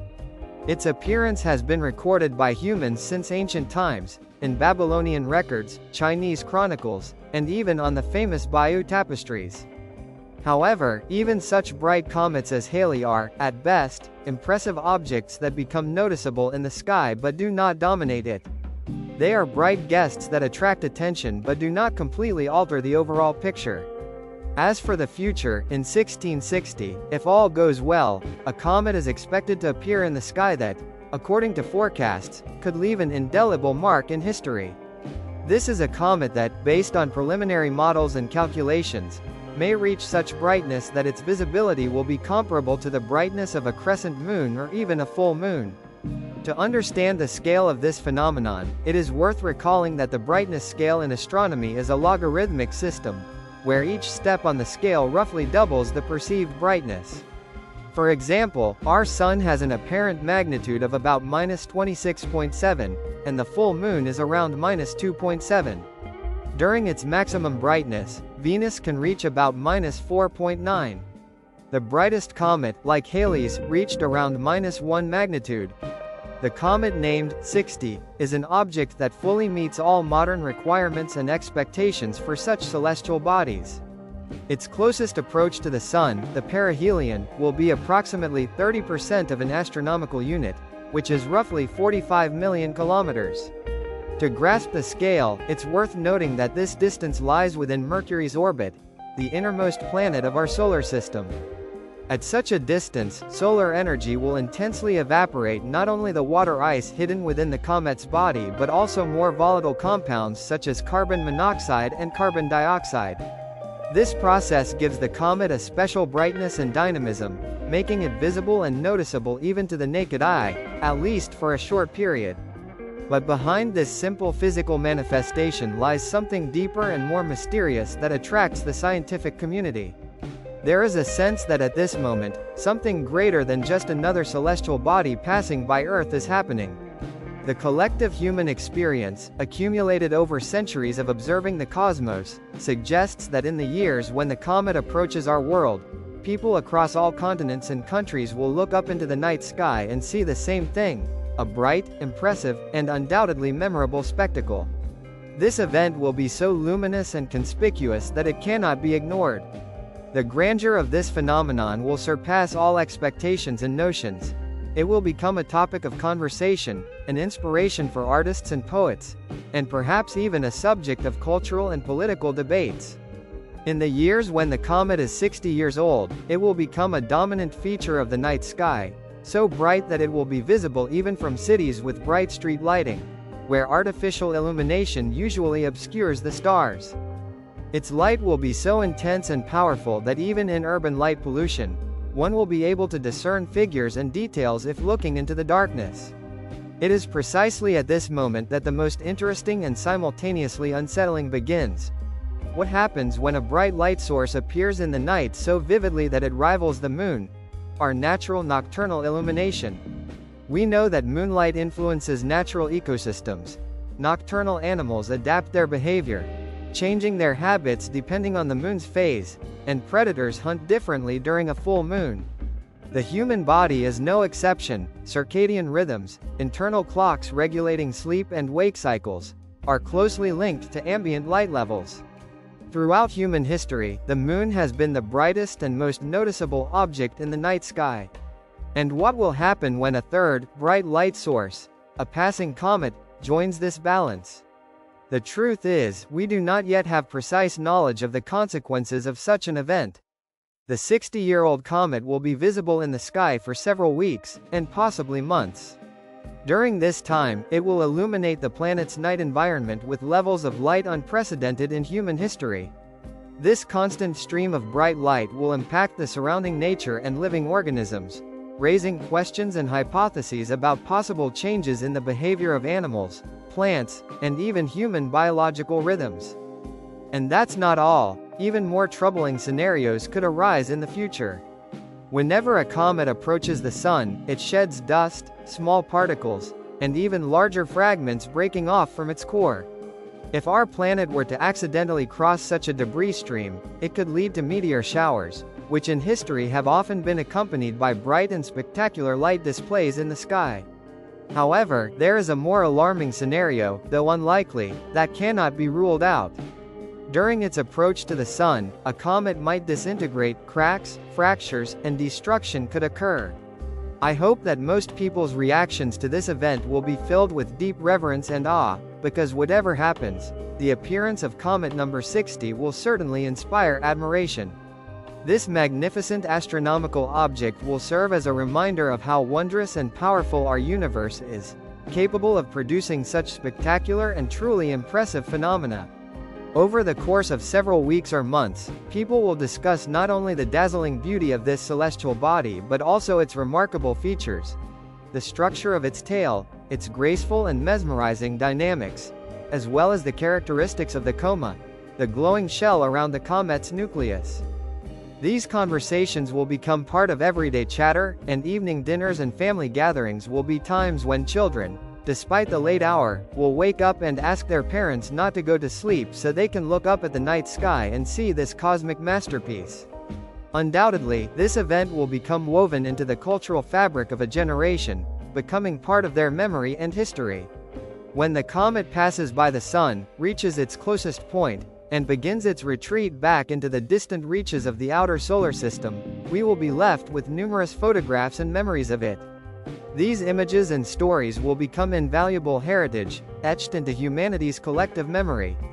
And even when the bright celestial body disappears from our view, a new date will appear on the screen, a reminder that everything in space is constantly moving and changing. This cosmic calendar will symbolize not only another period of time but also an important milestone in the history of human knowledge. For example, in the year 21,717, exactly 247 years after the discovery of Pluto, it will once again be at the same point in its orbital path where it was first observed by a young astronomer named Clyde Tombaugh. On that day, February 20, 1930, he was examining photographic plates taken at the Lowell Observatory in Flagstaff, Arizona, in hopes of finding the planet predicted to exist, the ninth planet beyond Neptune, which could explain the slight deviations in the motions of the outer planets. The work performed by the young scientist was extremely tedious and required great patience. He compared pairs of photographs taken on different days to detect the slightest changes in the positions of objects, which appeared stationary against the background of stars. And then, after many hours of painstaking effort, he noticed a tiny dot that had moved between exposures. This small dot turned out to be a real revolution. It was an object later named Planet X, the ninth planet, as well as Pluto. The discovery immediately made headlines around the world, sparking a wave of astonishment and admiration. Pluto became the first planet discovered by an American astronomer, and its appearance in the sky captured the public's imagination, as such discoveries are very rare and generate genuine interest. The name for this mysterious world was chosen by a 9-year-old girl from England named Venetia Burney, who suggested naming it after the ancient Greek god of the underworld, Pluto. This name seemed perfect, as it was associated with dark, distant darkness located at the edge of the solar system, a place that symbolized the boundary of the known worlds. For 76 years, society was taught to believe that there were 9 planets in our solar system, and Pluto, this tiny and mysterious object, became the last bastion before the bottomless darkness of interstellar space. It was like the final outpost guarding the borders of human knowledge. However, in 2006, after lengthy discussions and a revision of scientific criteria, the International Astronomical Union decided to reconsider the definition of what constitutes a planet. Throughout human history, despite all our achievements and discoveries, Pluto has never completed even a single full orbit around the Sun. This fact serves as a kind of profound lesson about the scale of time, which exceeds our human understanding and sense of life. After all, the average human lifespan rarely exceeds 100 years, and this time span is the main volume of memory and experience that we can preserve, comprehend, and pass on. Our civilizations, despite their antiquity, last not much longer, about 5,000 years since the emergence of the first written records. And even within this time frame, Pluto has completed only about 20 orbits around the Sun. For humanity, apart from certain historical and civilizational epochs, this is a negligible fragment of time. And if we take a broader view of the history of the entire solar system, which is about 14 billion years old, it turns out that Pluto has completed approximately 18 million orbits during this time. Here, an astonishing picture emerges. It seems like a huge number, since the word millions sounds impressive, but compared to the age of the universe, it is just a drop in the ocean. In fact, do you realize that Earth has completed around 14,600,000,000 orbits around the Sun in the same period? However, it is important to note that we are not only talking about Pluto. Overall, the outer part of the solar system operates on timescales that surpass human feelings and perception. For example, Neptune, the most distant planet from the Sun, completes a full orbit in about 165 years. Since its discovery occurred in 1846, Neptune has completed just over one full revolution in its entire existence. Uranus takes approximately 84 years to orbit once, and Saturn about 29 years. These are worlds that move across the sky at such a slow pace that ancient astronomers, observing the stars, knew only about 5 planets beyond Earth because only they noticeably shifted position in the sky over a short human lifetime. The others, such as Uranus, Neptune, and Pluto, remain practically motionless to the naked eye, making them difficult to perceive and track. This raises an interesting question. What is the longest time scale that a human can understand and perceive? Of course, we can rationally remember that the universe has existed for about 13.5 billion years, that the Sun formed around 4.5 billion years ago. We can recite these numbers, include them in textbooks, explain them to students. But do we truly understand them? Can any person, even the most intelligent, hold these vast time spans in their mind in such a way that they feel real and tangible? Probably not. Our intuition is, in one way or another, tuned to human lifespan, to the period of time we expect to live. Beyond this range, outside of a few generations, time becomes an entirely abstract concept for us. That is why Pluto's first birthday is such a vivid, tangible marker in our history, because it reminds us of a time scale that we can relate to our lives. This period, roughly 247 years from the discovery, from 1777 to 2024, far exceeds the lifespan of any individual. It is longer than most human destinies, more than enough to imagine what cultural continuity might look like over such a span. People living in the year 2077 will be able to look back, review records of the discovery of Pluto, and understand who those astronomers were, why this was important, and what it meant for science. But it is worth considering that when Pluto completes its first full orbit around the Sun in 2177, it will only be beginning its second cycle. And to complete the second revolution, humanity has, over centuries, accumulated and preserved knowledge, passing it down from generation to generation based on the discoveries and research of our ancestors. It is thanks to this accumulated experience that we can confidently calculate planetary orbits, predict their future positions, and build complex models of cosmic processes. For example, today we are able to determine Pluto's exact location in the 21st century, specifically in the year 1217, a powerful testament to the strength and depth of knowledge accumulated over many centuries by scientists, astronomers, and engineers. This knowledge is the result of meticulous and coordinated efforts by people who, from generation to generation, worked tirelessly toward common goals related to the exploration of space. When considering the scale of time, an astonishing picture unfolds. Every step, every discovery is the result of a long and arduous process stretching over hundreds, sometimes thousands of years. For instance, imagine a space object, a spacecraft called ATLAS TRI, which first entered our solar system in 1924. But its journey through interstellar space began long before that moment. Indeed, if such a spacecraft were launched from a star system located 10 light-years away and traveled at a speed of 66 kilometers per second, it would take about 45,000 years to cover that distance. All those years, it drifted unimpeded through the depths of cosmic emptiness, frozen, unchanging, solitary, passing through the vast darkness of interstellar space. It is crucial to understand that during all this time, such an object was in a state of absolute stillness, without change, in the infinite silence of space, until it arrived in our solar system. When this asteroid or comet reached our system, its fate could have been sealed. For example, during the few months it spent in the sun's gravitational trap, it could have been destroyed or altered, disappearing forever. But it is important to realize that understanding such processes is one thing, and experiencing them firsthand is quite another.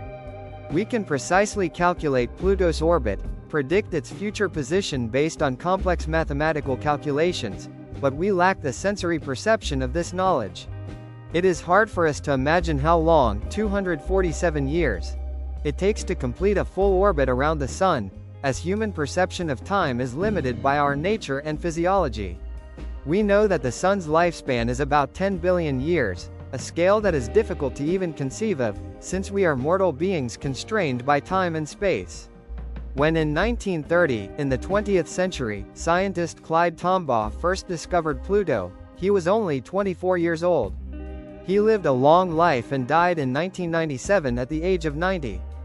During that time, he witnessed many events related to space exploration. He saw the launch of the first spacecraft to orbit the Moon and witnessed humanity beginning to explore every planet in our system. He saw people walk on the surface of the Moon, observing how spacecraft approached the largest bodies in our system. But despite all these achievements, he never saw the completion of Pluto's orbit.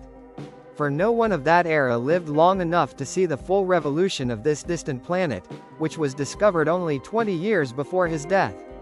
This significant milestone, the completion of a full circle around the Sun, belongs to future generations, those who are yet to be born and who will come after us. It is they who will witness Pluto completing its cycle, and for them, this era will become a new chapter in the history of space exploration.